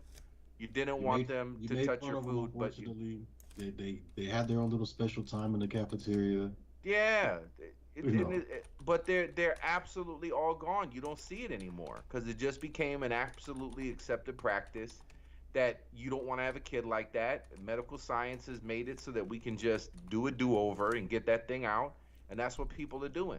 We don't say it publicly and we don't declare it like most things. We try to soften the reality of it, but we've basically made a decision as a society that these are undesirables that we want to eliminate from humanity, and we don't allow them to be born. If I'm lying, correct me. I mean, if I I'm wrong, I mean, I need to do but some research, but I haven't heard, I haven't seen a short bus in a while. Just have to throw that out there. Damn. I, Throw that out. I don't know what to say. I don't know what to say. Yeah, I don't know when the last time I saw anything like that. But see, okay, so the only difference would be uh, if people are being, I don't know what percentage of abortions are happening because people sense something wrong with the kid. I think most abortions are happening because of like convenience, right? They're just like, I don't want a baby right now. It's not like, oh, your baby's going to be weird, get rid of it. They're just like, yeah, this is just not the right time for me to have a kid. So if they knew for a fact that something was going to be off or something was going to be different with the kid, and then they decided to abort because of that, I think then you could call it eugenics. But maybe But just by the sheer numbers of abortions, we are getting rid of a lot of idiot savants. to be fair too, like it's in our DNA. Like wasn't I forgot the 300 guys, what they call the Spartans, what they know for throwing away Oh kids, yeah, oh yeah. You get the born with the a perfect weird looking line. leg if you want to. Your ass going over the cliff. That's just what it is. And then we respect them to this day for being some of the most fierce warriors the world has ever seen. And they only had to just throw the weird ones away. And they were big, strong boy lovers. And nobody can hate on them. It's nothing you. What can you do? Inside. What People can you get do? tattoos of Spartan and everything. Yeah, it's like, oh, you a boy lover? You a boy loving eugenicist? You like to get together under bed, huh? Right. You leave your wives at home and you go on a walkabout with a bunch of half dressed guys. Is that what you're doing? Well, you're a Spartan, huh? Oh, you like to guard the hot gates, huh? You're a guardian of the hot gates, are you? Holy shit. Yeah, them Spartan boys had a lot going on. I ain't even gonna front. But when you can whoop ass that good, it ain't a whole lot you can say. There's not a whole The lot you method can say. worked. Their method worked. Yeah, man, because the one disabled kid that lived is the one that fucked him over, right? Yeah. Yeah, well, some woman snuck off with her weird baby, and he was the downfall of Sparta. What? The one disabled person they let alive. Right. Fucked everything. Fucked everything up. The hunchback. We got all these tall, beautiful men with their chests out, well shaven, and like fighting with no clothes on. And this fucking hunchback ruins our entire legacy. I'm just talking about the character in the movie too. I'm not talking about actual Yes. hunchbacks. We're talking about the characters. I, 300. I can't find any statistics, but there's an article from the PBS NewsHour saying I guess this was something that came up in 2021. So it was big enough that there's activism around it. Mm. So people are aware, like, hey, we're according to the National Down Syndrome Society, about 1 in every 700 babies in the United States, or roughly 6,000 annually, is born with a condition which results from chromosomal irregularity. There are no official figures on how many prenatal diagnosis of Down syndrome prompt a decision to abort, by medical experts estimated the abortion rate was 67%. Wow. So we're at over 2/3. 2 out of every 3 adorable, goofy looking children with Down syndrome are sucked out. They're not allowed to be born. So it got the radar of abortion activists where they were like, we need. Looks like there was legislation being passed in Arizona and in South Dakota. It looks To like keep the Down syndrome child? no, to stop abortions based just on that reason. So they were aware that it's happening just for that reason. The That's not doctor fair. says That's not it fair. looks like it's gonna have Down syndrome. What do you want to do? And 2 out of every 3 women say, "Get it out. I don't want that." You know what they child. got? You know what you're supposed to say? You're I supposed to won't say, love it. I won't take care of it. I'm enlightened though because I have a black square on my Facebook account.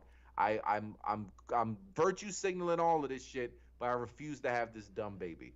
2 out of 3. Jeez. what you're supposed to say is, actually, the Down syndrome's not a problem, but it's pretty inconvenient right now. I have some things I want to do in my career and with schooling. I don't think now's the right time for a child. That's what you got to say. You got to smudge the numbers. You can't just be like, oh, he's going to be stupid. Get it out.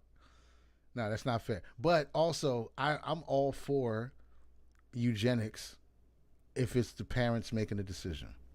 I don't think you get to say, hey, don't give birth to that Down syndrome baby.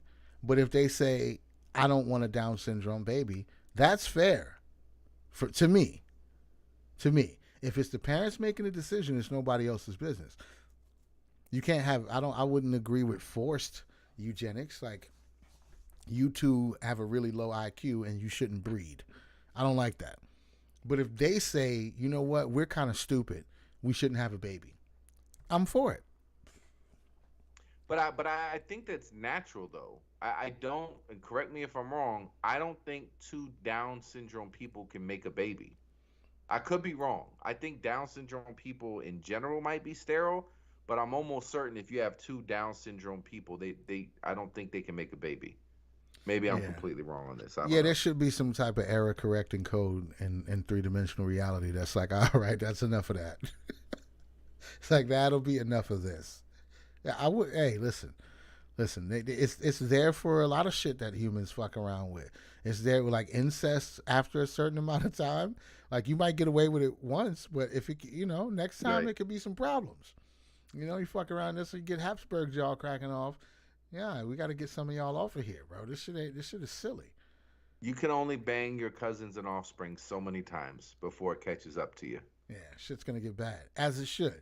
As it Shit should. is crazy. We were talking about evolution in PBOF with that guy I've been wanting to invite, and he was like, he kind of like blew my mind a little bit because he was just like saying like, for example, like Homo erectus, they stood up straight, and so because like there was different like subspecies of human beings, and because like they decided to have sex with each other, like then like that's when the evolution like was changing. If I'm saying that correctly, like so like if a Homo erectus had sex with a hunchback, then his kids would be all erect, standing tall. Or partially, like some of them. Yeah. Because that was like the downfall of the Neanderthal, correct? Yeah, well, the Neanderthal, that's the crazy part about it, is a lot of people say that Homo erectus was mixing with Neanderthals, but they also will tell you at the same time, like, I don't know how do you entice a Neanderthal to bang you. Like, I think they was just like throwing nets over him and fucking him or something like that. Like, I don't think they were in relationships with Neanderthals. I don't think it's there was no courtship. Yeah, I don't think there was any courtship. They were just like, yo, let's get a group of us together and go fuck some of them weirdos over there. Like, I don't see any type of societal connection, like a social link. I think that's just what the boys did when they got together and got drunk. Or the Neanderthals happened to see some Homo erectus woman wandering willy-nilly too far from the rest of the pack, and they was like, yo, get her, bro. But I don't think either way, I don't think any of it was consensual. But that's part of our existence, bro. I mean, you just gotta. That's probably one of the worst things you can look into, is how much of human life is attributed to rape. Those are probably numbers you don't want to know. I can't wait till a Neanderthal gets in a time machine and comes back and sues all of us for slander and fucking libel or whatever. What if what if cave courtship was some of the most gentle, polite, loving courtship in the history? What if once they started finding, when there was Stone Age weapons, it was just hunting. Once they got metal, they were invading other cities and running off with the women. What if we found out caves were just decked with rose petals and hay and dog furs, fresh meat, fresh barbecued meat, and just cave people, they were just the gentlest, sweetest lovers in the history of humanity, and we're just assuming they're bashing bitches over the head. Oh, okay. So the cave people were like the indigenous people, and Homo erectus was the white people? Yes, Homo erectus were colonizers. Homo erectus brought all the rape. The cave people was just laying around loving on each other, and then they start standing up straight, and it was like, let's go rape these motherfuckers. It was the most enlightened society in the history of the world. They would find wives for everybody to make sure that nobody was alone. They oversaw this courtship. They promoted. They had a whole culture centered around it. And they were just living in caves and giving their daughters in marriage to other cave folk, and everything was lovely. And then these fucking upright colonizers came around and said, nah, you're doing it wrong. Come up off the pussy. We're taking it by force. Damn. We figured out metallurgy, and we want the puss. That would actually fit the narrative, honestly.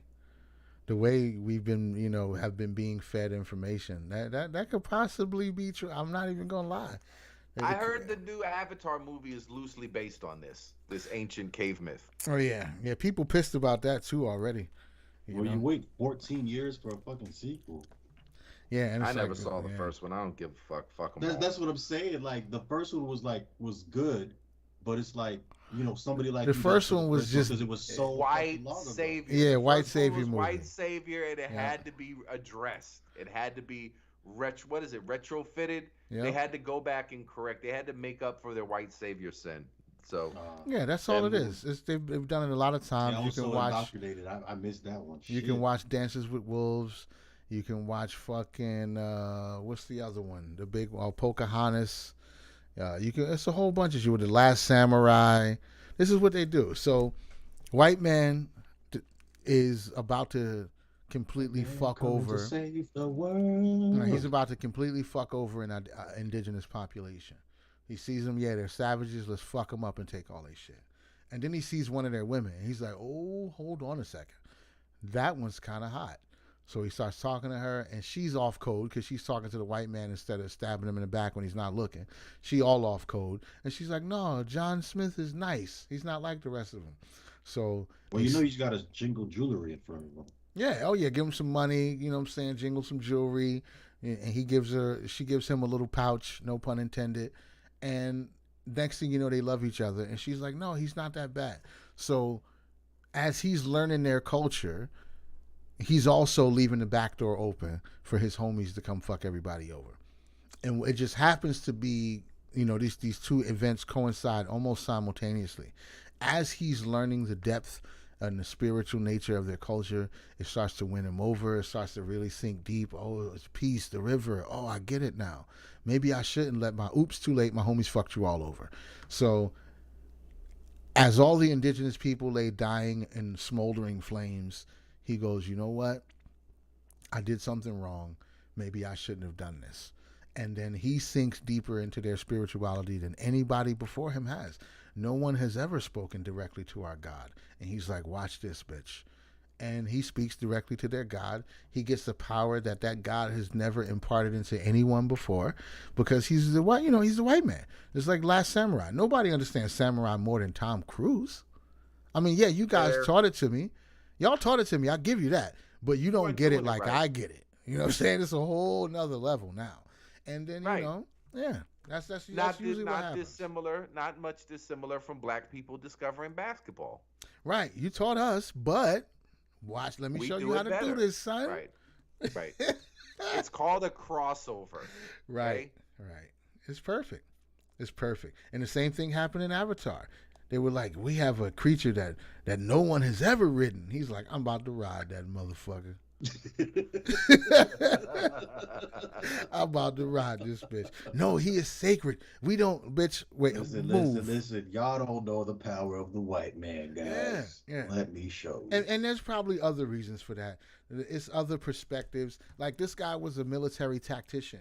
They were hunters and warriors in their own right, but they also had this spiritual thing like, yes, we hunt and we do this, but we never bother the great flying dragon because, you know, we respect him. And he's like, fuck that dragon. I'm about to hop on his back and saddle that bitch. So he has a different perspective coming into it that they don't hold. So it does allow him to do other shit that they wouldn't have thought of doing.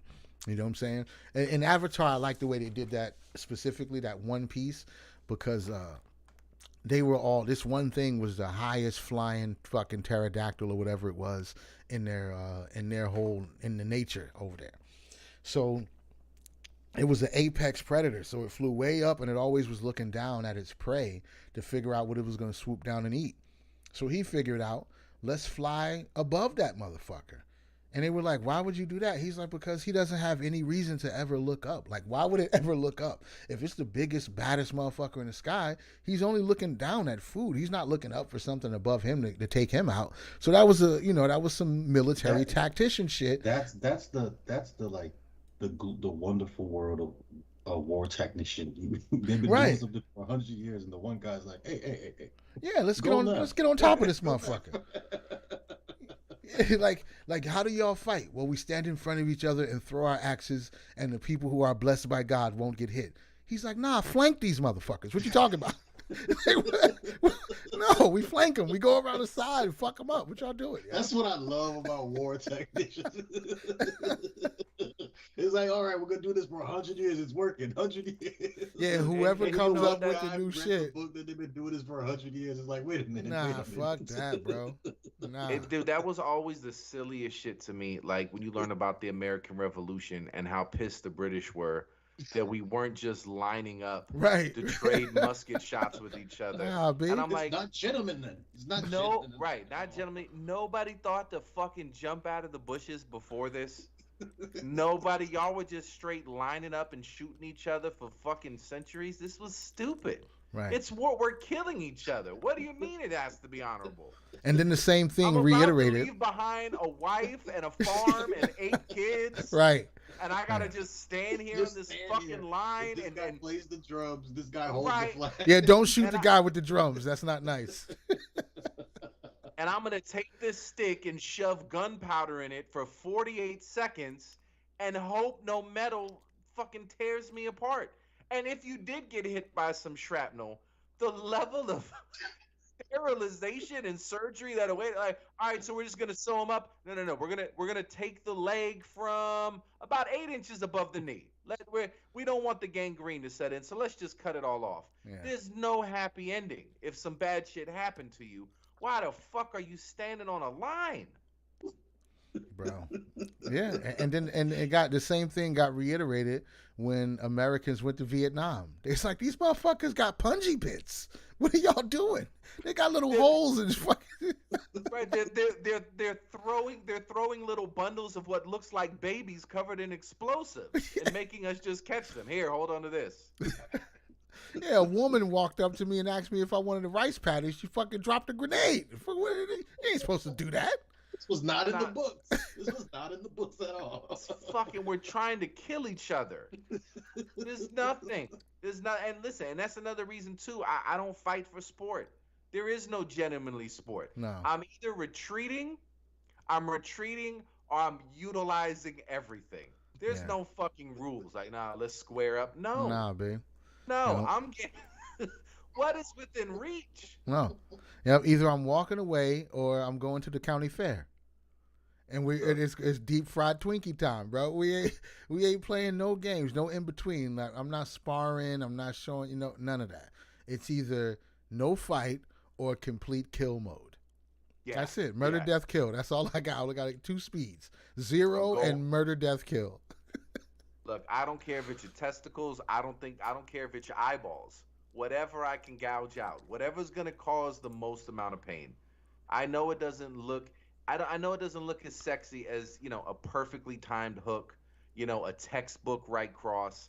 It is. It is pretty. Those things are pretty, but we're not professionals. No, And you're making me feel that I'm in danger. no.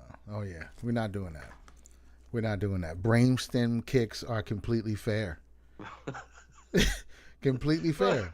I need to make sure you're 100% incapacitated so I can walk back to my car without looking over my shoulder.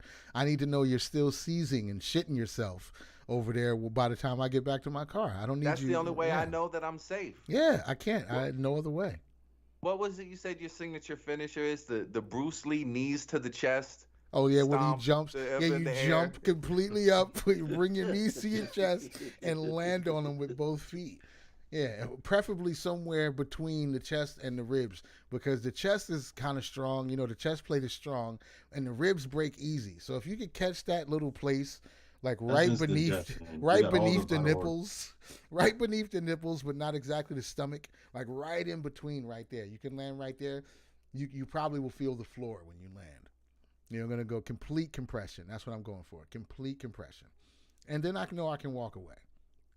Then I know I can walk. But in my defense, I'm going to do everything in my power to defuse the situation before that happens. I'll take all the losses. I'll be like, excuse me, sir.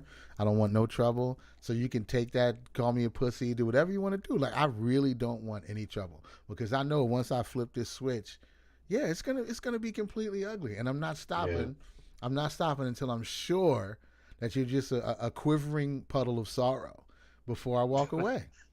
I'm like that too. That's why I choose to walk away. I'm like that too.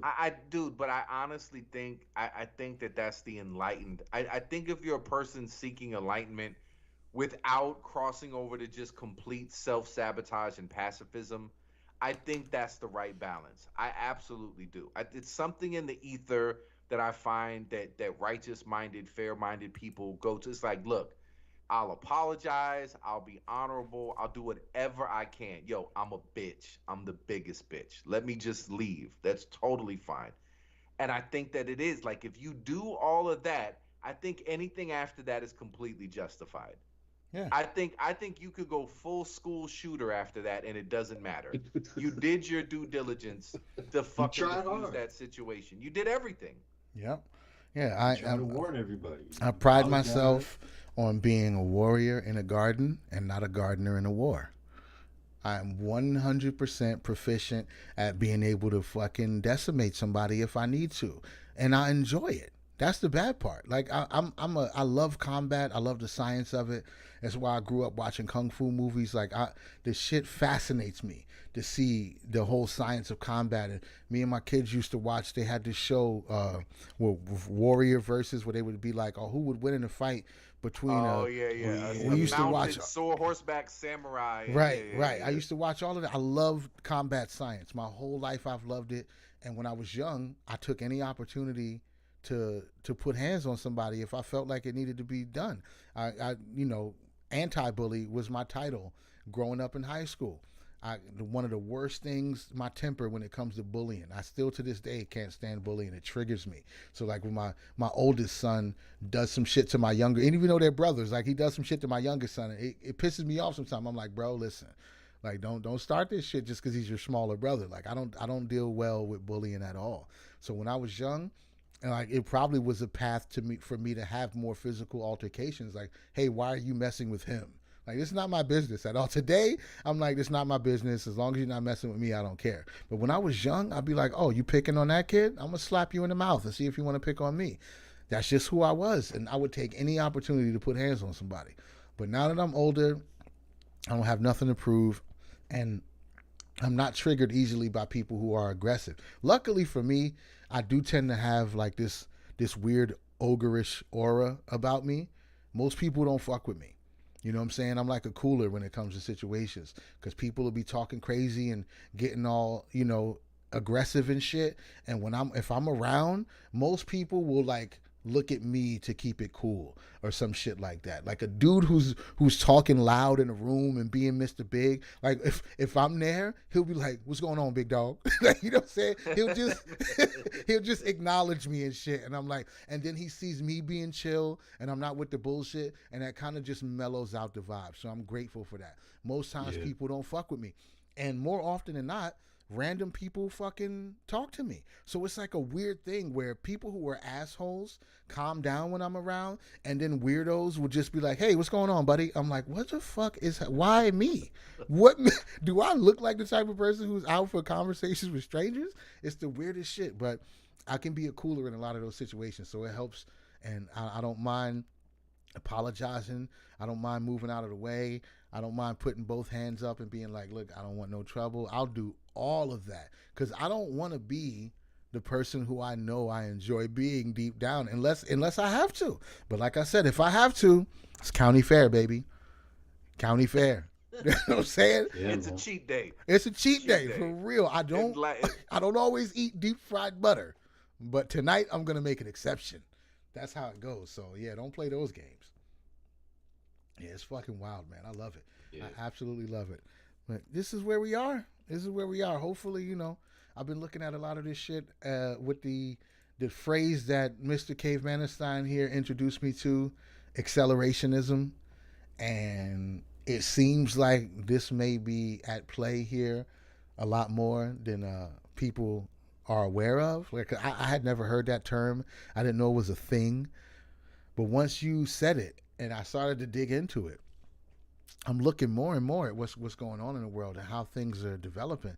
And it seems like this is one of those give them enough rope to hang themselves kind of vibrations. I feel like this is really what's happening out here. People are just allowing wild shit to go down because they know where it ends. I think they know it ends in the complete destruction of these groups and these subgroups, and their whole, like, the power that they think they have right now is just going to be squandered and go down the drain. But if you actually try to fight them back with logic and change things, then it's going to be long and drawn out. It's going to take 100 years. But if you just go, yeah, go ahead, give your kid puberty blockers and saw his penis off if you want, I feel like it's going to wrap itself up a lot faster. I feel like that's what's going on. I think there's no other choice. Because I've been listening. Think about how many people have, really successful YouTube careers as commentators for just saying the most basic shit. Right. No, men and women are different. There's not infinite money. Yeah.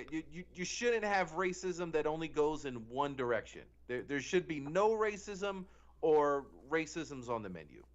Like just things that that's how insane it is that anybody that just steps up to say something rational, like, "Oh yeah, man, we were all thinking it, but we were all afraid to say it." What? But it's super duper obvious. But that lets you know, like, yeah, we're already on a path of no return. When the reasonable person is saying, like, "Hey, I don't think a 3-year-old knows enough about anything to make decisions about their sexuality." I just don't think so. Why would you say something so brave yet so true? Right. And that just lets you know, like, so we're on the path. Like, if those are the voice of reason, right? And it's applauded as something brave, then we've already gone too far. We're already too far down the path.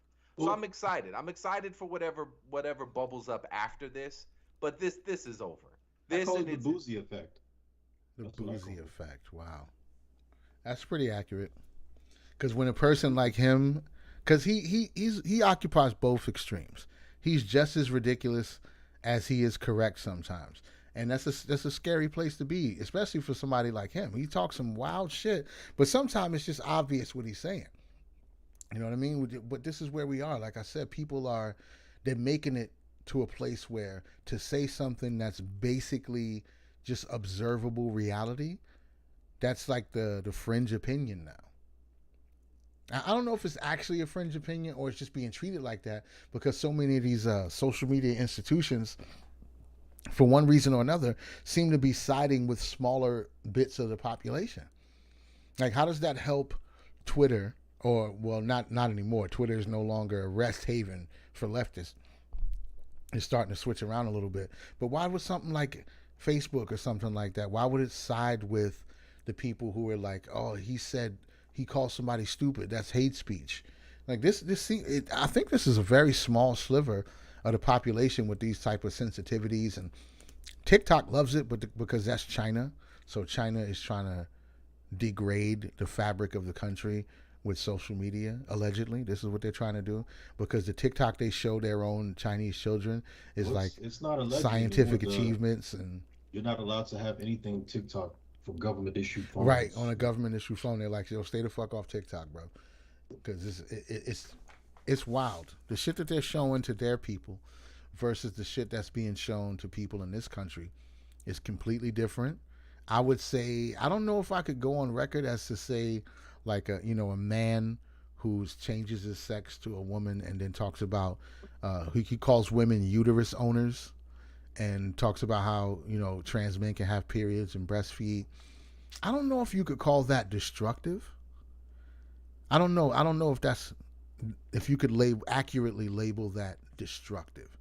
Delusional, possibly. I'm not a scientist. I don't know how far the placebo effect goes. I don't know if you take estrogen. Psychosomatic. Right. If you take enough estrogen, and maybe you do have cramps, and maybe something goes wrong, and you bleed out of your pipe. Maybe I don't know. I have no clue, and I really don't have any desire to find out. But I don't think it's. I wouldn't say it's destructive, because anybody who looks at TikTok, if you got a 10-year-old son, he's looking at TikTok and he goes, you know what? I think I'm a girl. Let's lose the penis, right? And then you have a mother who says, you know what? You're right. I like girls better. Let's lose the penis.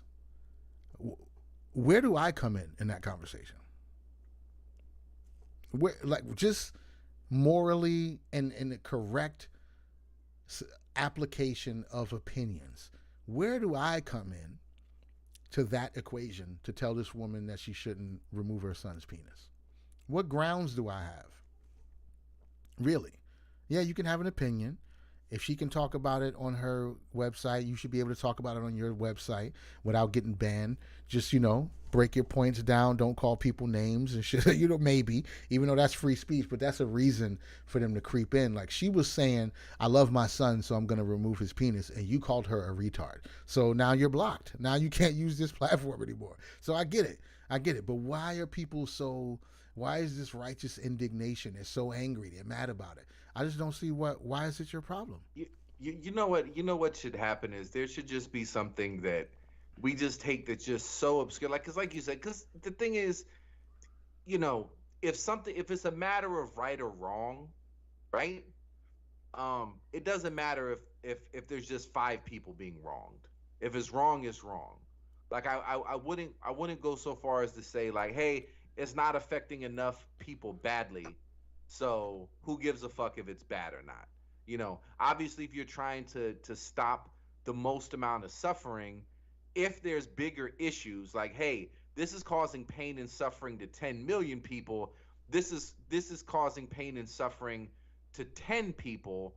How are we prioritizing the nation's money and our concern and our reason? You know what I mean? So there is something to be said about easing the greatest amount of suffering.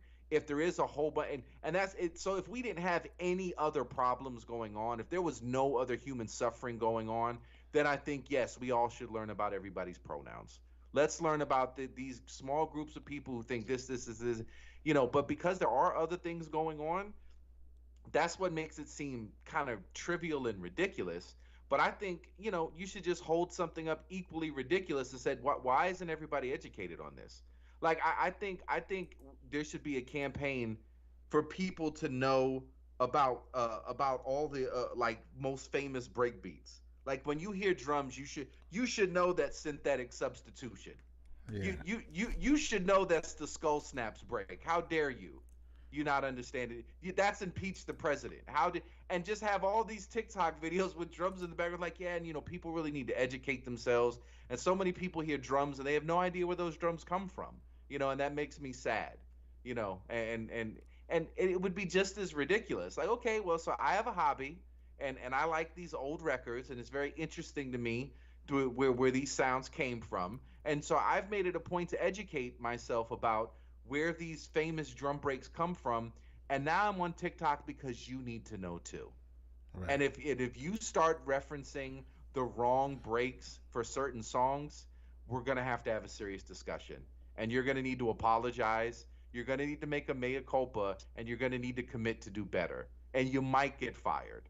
Like, it would be just as ridiculous.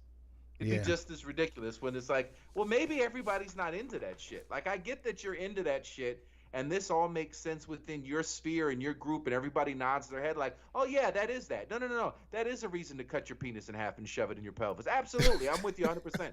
But you have to realize, like, you're the dude who's like, that's synthetic substitution. Nobody else knows that.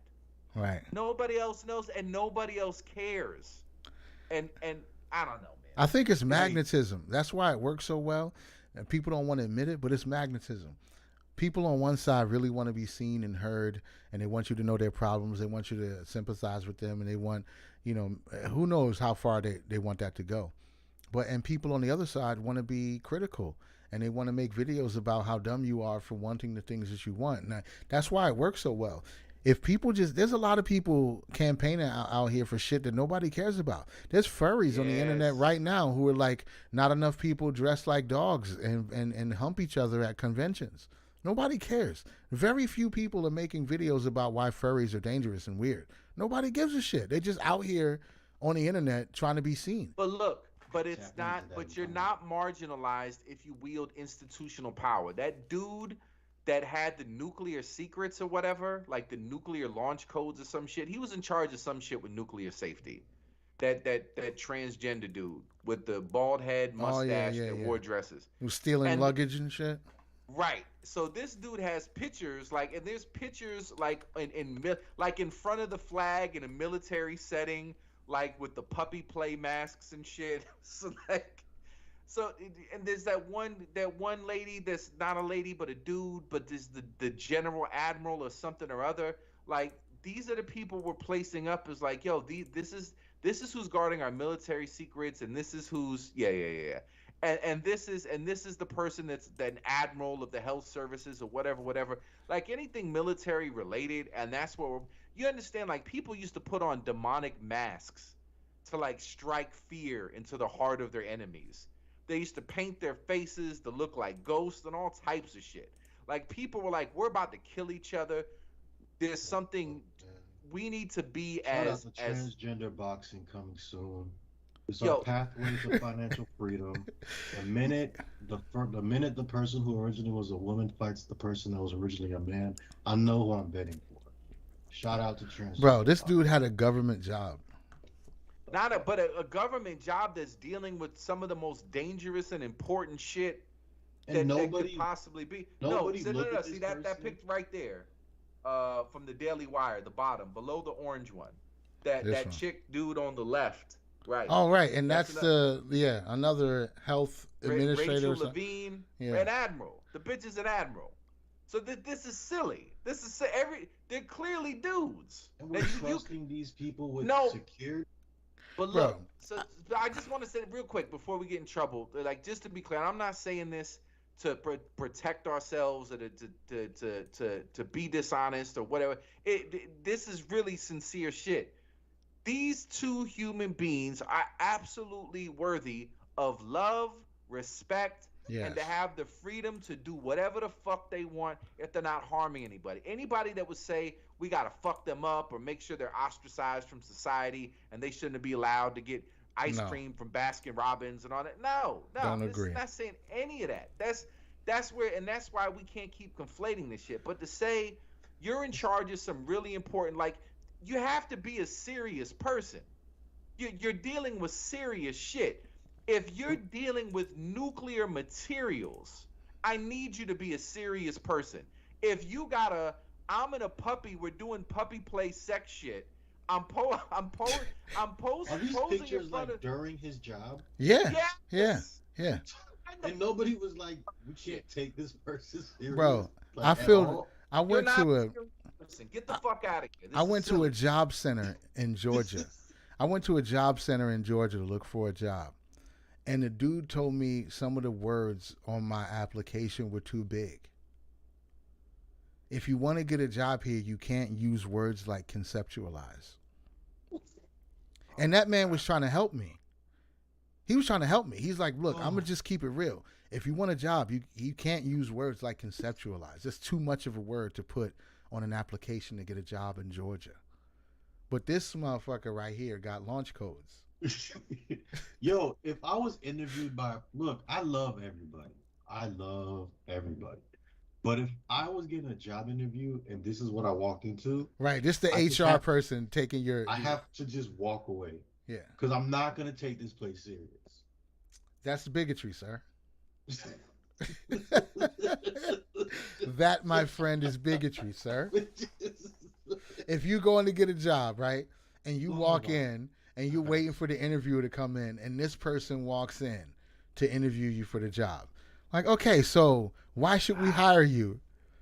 You just get But up am and I a walk out. bigot if this person gave away nuclear secrets? Like, am I the bigot now at this No, point?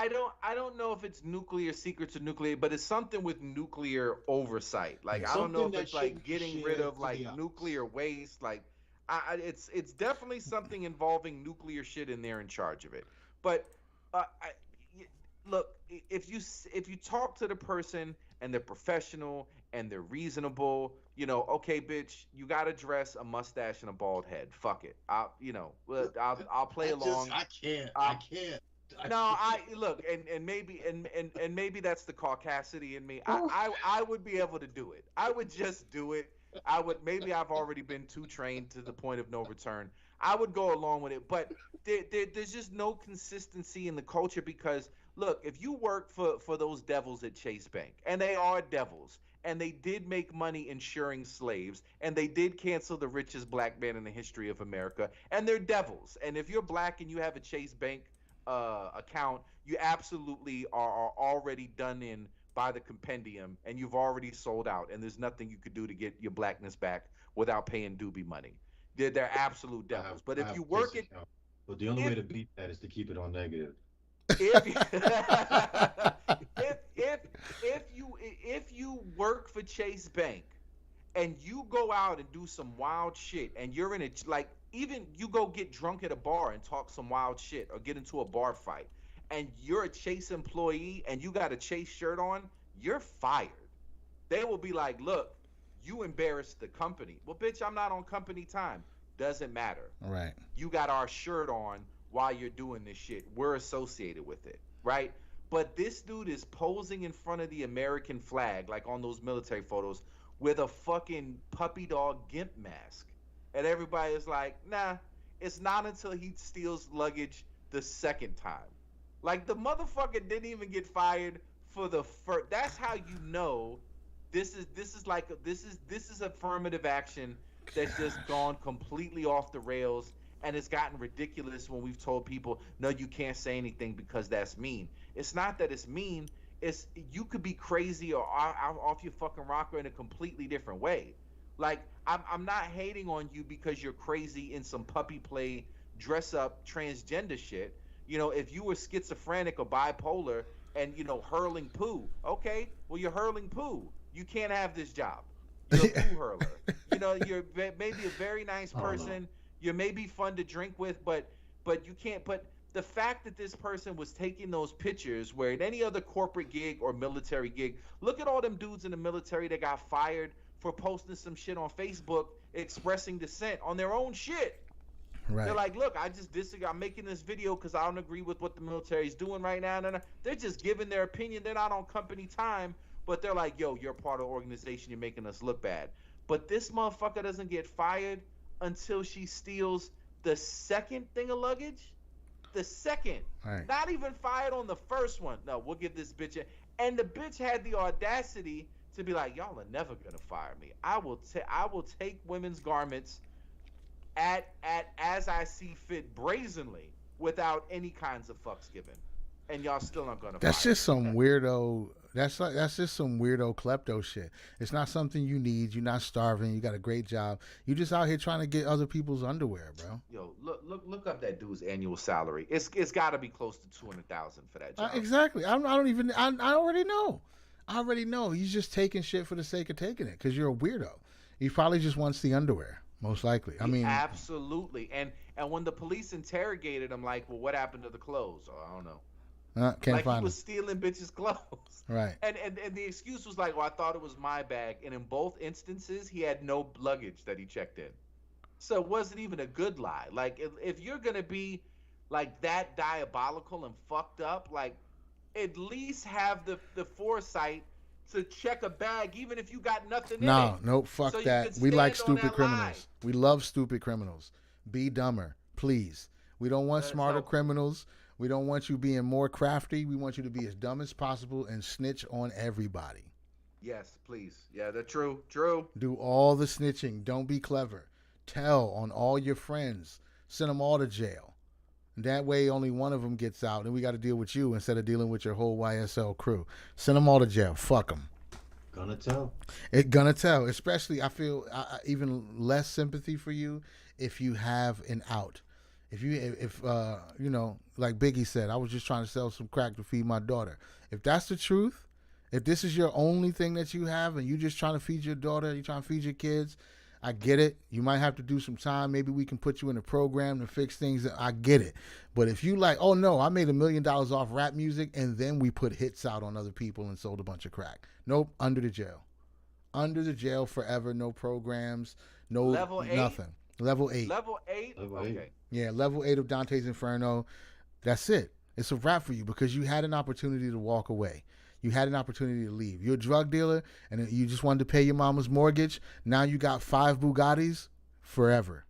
Level 8. You're gone for good. You could have got out a long time ago. You could have hired somebody who was clean to go get some legitimate shit going. You could have went and talked to a financial advisor and where can I put this dirty money to clean it and get out of the game? You didn't take enough Too many precautions. Yeah, you just wanted to do both. You wanted to play both. So now, gonna tell. It's going out sad. Fuck them. I don't give a shit about none of them. I don't like none of their music. Lock their ass up. Fuck them all. I had a distaste for him when he was like when he went viral for calling those people peasants, and he's in a wheelchair and he's like, I'm a king. I was like, I can't. Right, that's who they are. That's who they are. These are the same people who tell you in the interview, I came from the slums. I was eating ramen noodles. I came from nothing. And now you have no respect for anybody else around you because they're not, big money drug dealers and shit. Fuck them all. Get them out of here. Purge the community, bro. Purge the community. And I use the word community loosely. I mean the human community. There are people who have to deal with these motherfuckers, the ripples that they make from their criminality. There's regular people who just want to go to work and have a decent life. They want to be safe. They don't want to get hit by stray bullets. Those people are the community. If you bring in turbulence to that, fuck you, bro. I don't give a shit. I don't give a shit. They can put you wherever they want to put you. I'm not going to clap for it. I'm not going to celebrate your suffering, but you won't be mourned. That's just the way I feel about it. Yeah, and I'm gonna throw it out there too because it always pisses me off. I don't feel sorry for the drug dealers that died, especially when they're showing like piles of money throughout the whole time. Yeah. And then now when they died, oh, GoFundMe. Fuck. Nah, fuck all that. If you show if you showing large stacks of drug money, anything. that's literally like baiting the hook for a bigger fish. That's stick up bait. That's fucking home invasion bait. You've been showing stacks of money. You holding it up to your ear like a phone. You're asking for somebody to kick your door in and fuck you up, bro. You trying to get Pop smoked. This is what the guy did. He went to a place where he knows is infamous for robbing rappers and stealing shit from people. And he fucking was a little bit lax, posted his address, and people came to get it. And I thought it was very interesting with that guy, too, because he said a lot of shit. He had a song where he talks about kicking the door and showing, I bet I sent him to the Lord. Life. Yeah, he said kicking the door, I bet I sent him to the Lord. And that's literally what happened to him. And then he also said in the interview, tough guys don't try to be tough guys with the tough guys. And you're like, huh? You hear me? You know what I'm saying? They don't try that shit with other tough guys. And what happened to him? The dudes who tried to rob him, and instead of giving it up, he tried to bum rush the dude. He wanted to fight. By a child, by the way. Like, how Yeah. old is he? Like 13? Yeah, like a 14, 15-year-old. And for all intents and purposes, was probably not going to shoot him. It seemed like they were going to take his shit and leave. That's Cali, bro. It seemed like they was going to take his shit and leave, but he rushed the dude. That particular gang that did that, that's basically what they, not Yeah, basically they're clever, bro. They're fucking they, smart. They know that those kids aren't going to do long stretches. Right. Yeah. If they get caught. Right. Which, yeah, like I said, he But probably the wasn't older going to guy shoot who him. had sense was in the car waiting for all them. Ugh. Yeah, ridiculous. Just dumb shit, bro. 100% dumb shit. And this is what happens. But when he spoke that life into existence, he said that. He talking about doing home invasions and killing people, bro. And for you to go out exactly like that, when that's one of your biggest songs, people love it. They sing in your lyrics. Hey, I mean, not to say that song lyrics should get you killed, but if you really live in that shit, as It's hip gonna come hop back. as hip hop demands of you, Yeah. you know, if they would have found out that he wasn't slinging guns and doing no gang shit, they'd have been like, yo, he fake. Fuck him. You got to really be doing that shit for them to respect you. So if you're really doing it, this is what comes with it. And the more that shit happens, the less attractive it should be to the next generation coming up behind him. Yeah, I don't want to be like him because this motherfucker died over a necklace and a watch. I don't want to be like him. There's other people I can set my sights on. And ego, right? It's really ego because I can kind of put myself in his shoes. Like, it is kind of some humiliating shit. Like, this little fucking kid is getting me for my shit. Right. It would be kind of extra hard for you to be like, fuck, you got me. Just take the shit. But how old do you think he was when he was doing his thing back in the city? Right. Yeah, I don't know, but that shit is just crazy. When Yeah, you it's talk all about ridiculous, man. 13, 14-year-old kids with guns doing stick ups is just, it's insanity, dude. It's a dirty game, but that's how the system is. Yeah. Well, there's dudes coaching them and hyping Listen, them up to do that shit. a- Where really it's like, cause dude, there was an archetype of like the wise OG. Like, listen, you know, I know it's crazy out here. Yes, I did a lot of fucked up shit. Yes, I did some nice things for you and your family, and it's all with filthy drug money. But listen, go to school and do something better. Listen, Was do it? what Whitey Bulger did. But He wasn't made that that the? motherfucker become an FBI agent, and it saved them for a long ass time. So if you're not out here in the streets telling these motherfuckers to go be a police officer, go be the mayor, go be something, so in the long run your old ass was still doing crime they could get you out of, it just makes no sense. The problem But is the OGs sold crack to these kids' mothers. These kids ain't got it all. Right. Well, They ain't got it all. But it's just the archetype of it's a more sympathetic archetype in that, yeah, you fucked up, you contributed to the evil of the shit, but you recognize it and you're at least putting something positive out there because you recognize that you're a person in need of redemption. Like, I fucked up a lot of this shit. I need to do something to push it in the right direction. Versus somebody who's like, oh, no, we've been selling crack to their mothers for years, and we're sending them out on errands that could possibly get them killed. You know what I mean? Like, there's something extra fucking nefarious about that. Definitely, Bro, 100%. there's a story that I heard where the guy made this kid rob this like Jamaican guy, and long story short, the Jamaican realized the kid had a fake gun, so the Jamaican dude killed the kid. Right, and he's well within his rights, right, to do it. Yeah. But this is what they do. Nobody gives a fuck anymore, and you know, That's why I'm not, bro. That free him. I would never like unless it's like a brother, like you guys or a family member, and it really is some innocent shit. But like as far as like these rappers and these street niggas, you would never hear me say free that person. Oh hell no! If you got him, keep him. That's what I say. That needs to be a t-shirt. If you got him, keep him. Keep that motherfucker, bro. I'm not gonna discuss it. I'm not gonna talk about. I'm gonna wait till the court. Everything is done. Everything like Meg and Tory. Like I'm not talking about until everything is done. Cause like no. This man could have been a whole serial murderer. And then you're talking about free that. No, they don't give a shit. They don't give a shit, but let something happen to them, and then they were like, "Oh, lock him up." Like, no, your fucking baby brother was doing the same shit. You said free him. Who we want to let go? But like I say all the time, humans are hypocrites. If nothing else, it's the easiest thing to be. Your brain will clean the slate immediately and be like, "Nope, it's different." Like, yeah, but your son was a serial killer who raped and murdered people across 4 states for 11 years. Yeah, my baby ain't never hurt nobody.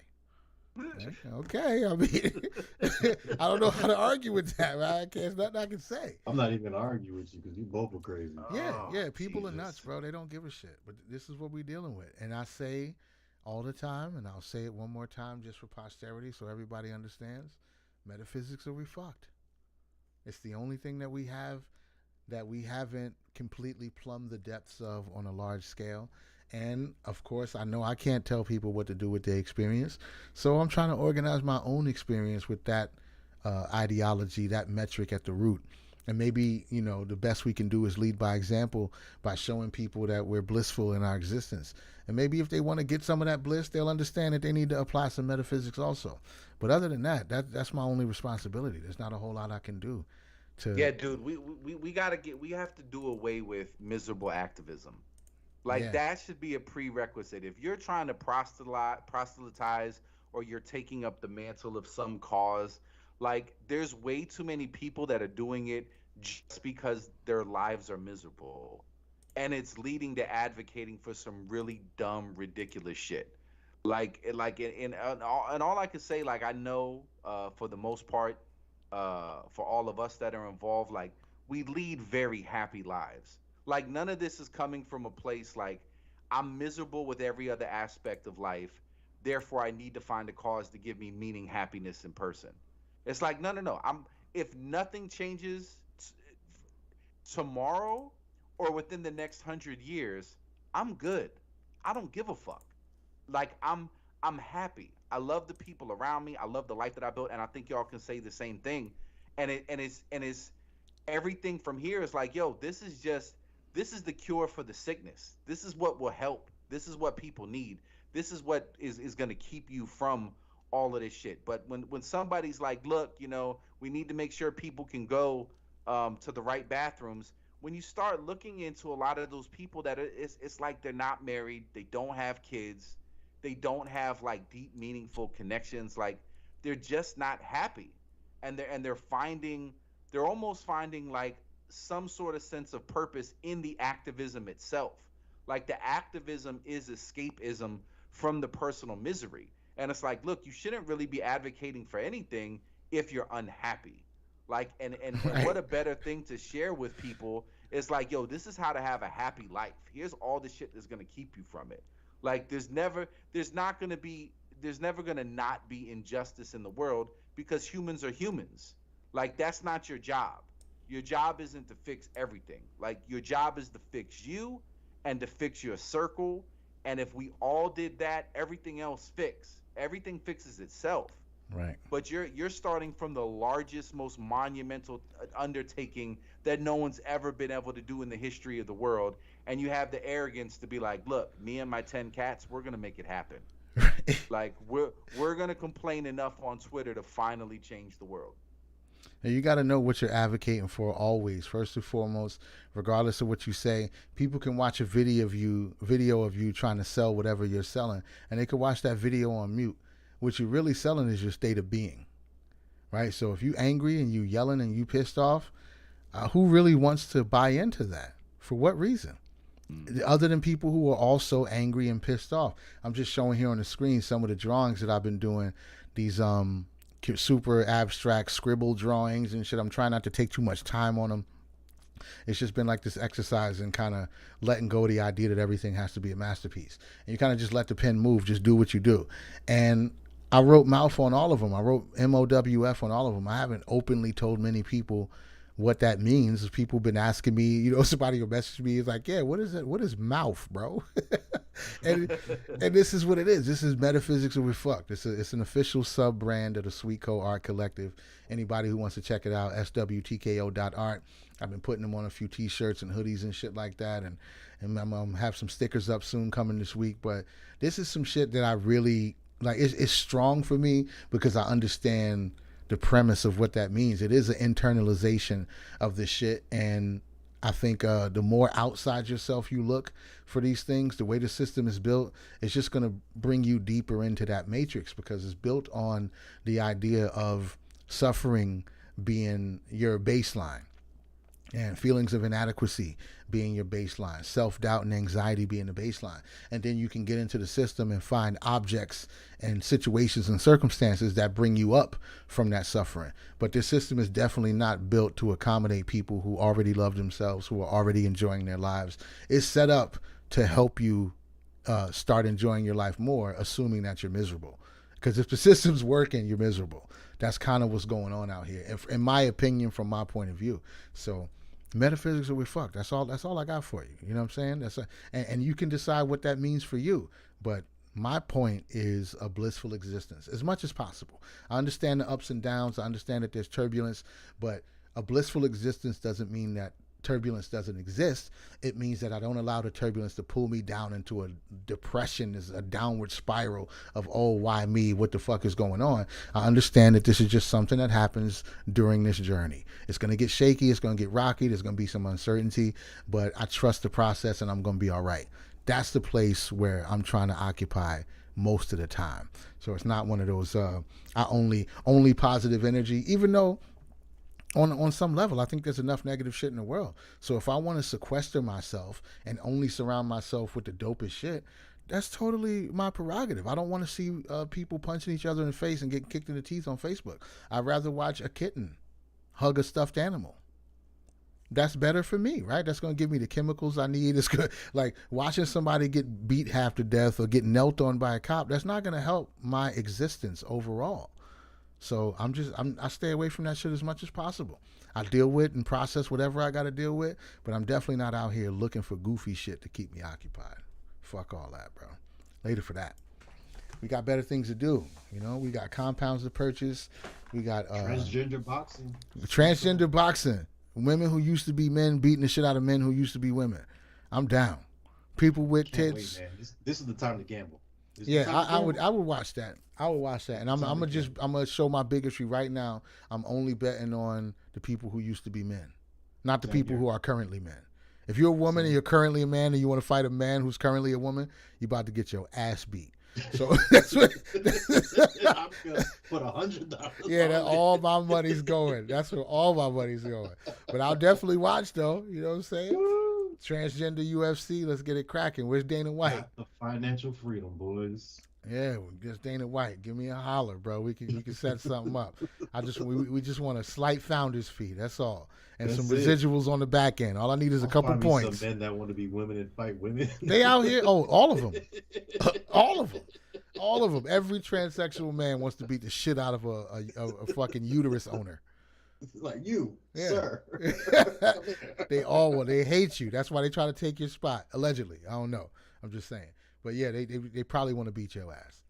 So there's some money to be made here. And, you know, in the name of integration and solidarity, we need some more sports with, you know, trans people. Switch it up a little bit. Yeah, man. Just man on man, woman on woman shit. Yeah, that's just boring, bro. Let's mix it up. Man. Let's mix that shit up. I love it. Well, yeah, I'm down. I'm about to freaking find me some grub. I'm about to watch this documentary I heard about tonight called Wildcat. That's on Amazon, about a guy who was suffering from some depression and shit like that, and he goes on a pilgrimage to release a wild ocelot back into the jungle. So people are talking a lot about it. It's been referred to me by a couple people, so I'm gonna check that out tonight. So hopefully, I think it'll be a good vibe. I watched the trailer. I was like, yeah, this looks decent. So that's what I'm gonna be getting into this evening. And hopefully next time we link up, I'm gonna have some points prepared. I definitely want to talk a little bit about this idea of capitalism and compassion, and do these things match with each other? Are they coherent together? Is there anything that we can ever do outside of on a personal level when it comes to money and how we deal with each other and how people use their currency? People are pissed right now. They're mad at Donald Trump because he didn't pay a lot of taxes. But these are also the people who complain about how much taxes they pay. So it's like, it's weird. Why are you mad at him for dodging the shit that you weren't able to dodge? Like all the rules and laws are there. Like if you can use the loopholes, use them. If you didn't break no laws, that's just the way the system is set up, and you're not taking full advantage of it. But look, I think it's a step in the right direction, because I think all of them. If you're in everybody that has a government job should have their tax returns as public information. Nancy Pelosi, Paul Pelosi, Mitch McConnell, spouses, everybody. So people can see what's going on. Maybe that's how you get them to change the loopholes, right? Too many people start using them, and they're like, all right, that's enough of this tax haven shit. We're done with this. I don't think the average person or the average people in society, even collectively, I don't think they have enough money to influence that, because these motherfuckers are hiding a lot of money out there. So I don't think people throwing a couple thousand or even a couple $100,000 into those same places, trying to use those same loopholes. I don't think it would be enough to influence what they're doing.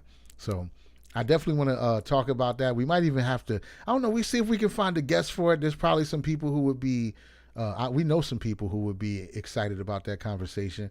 People who believe in anarcho, socialism, whatever. I don't know the names for this shit, but it's just an interesting topic for me. It seems like once people get a certain amount of money, their mind switches. I call it the Hughley effect. That might not be fair to him, but their mind does seem to switch a little bit, and the things that they were concerned about before, they don't seem to be concerned about anymore once they get access to the funds. And it's just an interesting thing. Do capitalism and compassion, can they hold hands? Can those things actually work well together, or are you hamstringing yourself when it comes to finances by trying to be nice?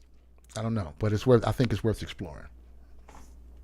Definitely. I love it, dude. Yeah, I'm gonna get some points together, some good questions, and we're gonna see if we can't dig into something important like that, at least for the archive, so we know. So when we start rolling in our thug gossip checks, we can stay in alignment with our own compendium, above all else.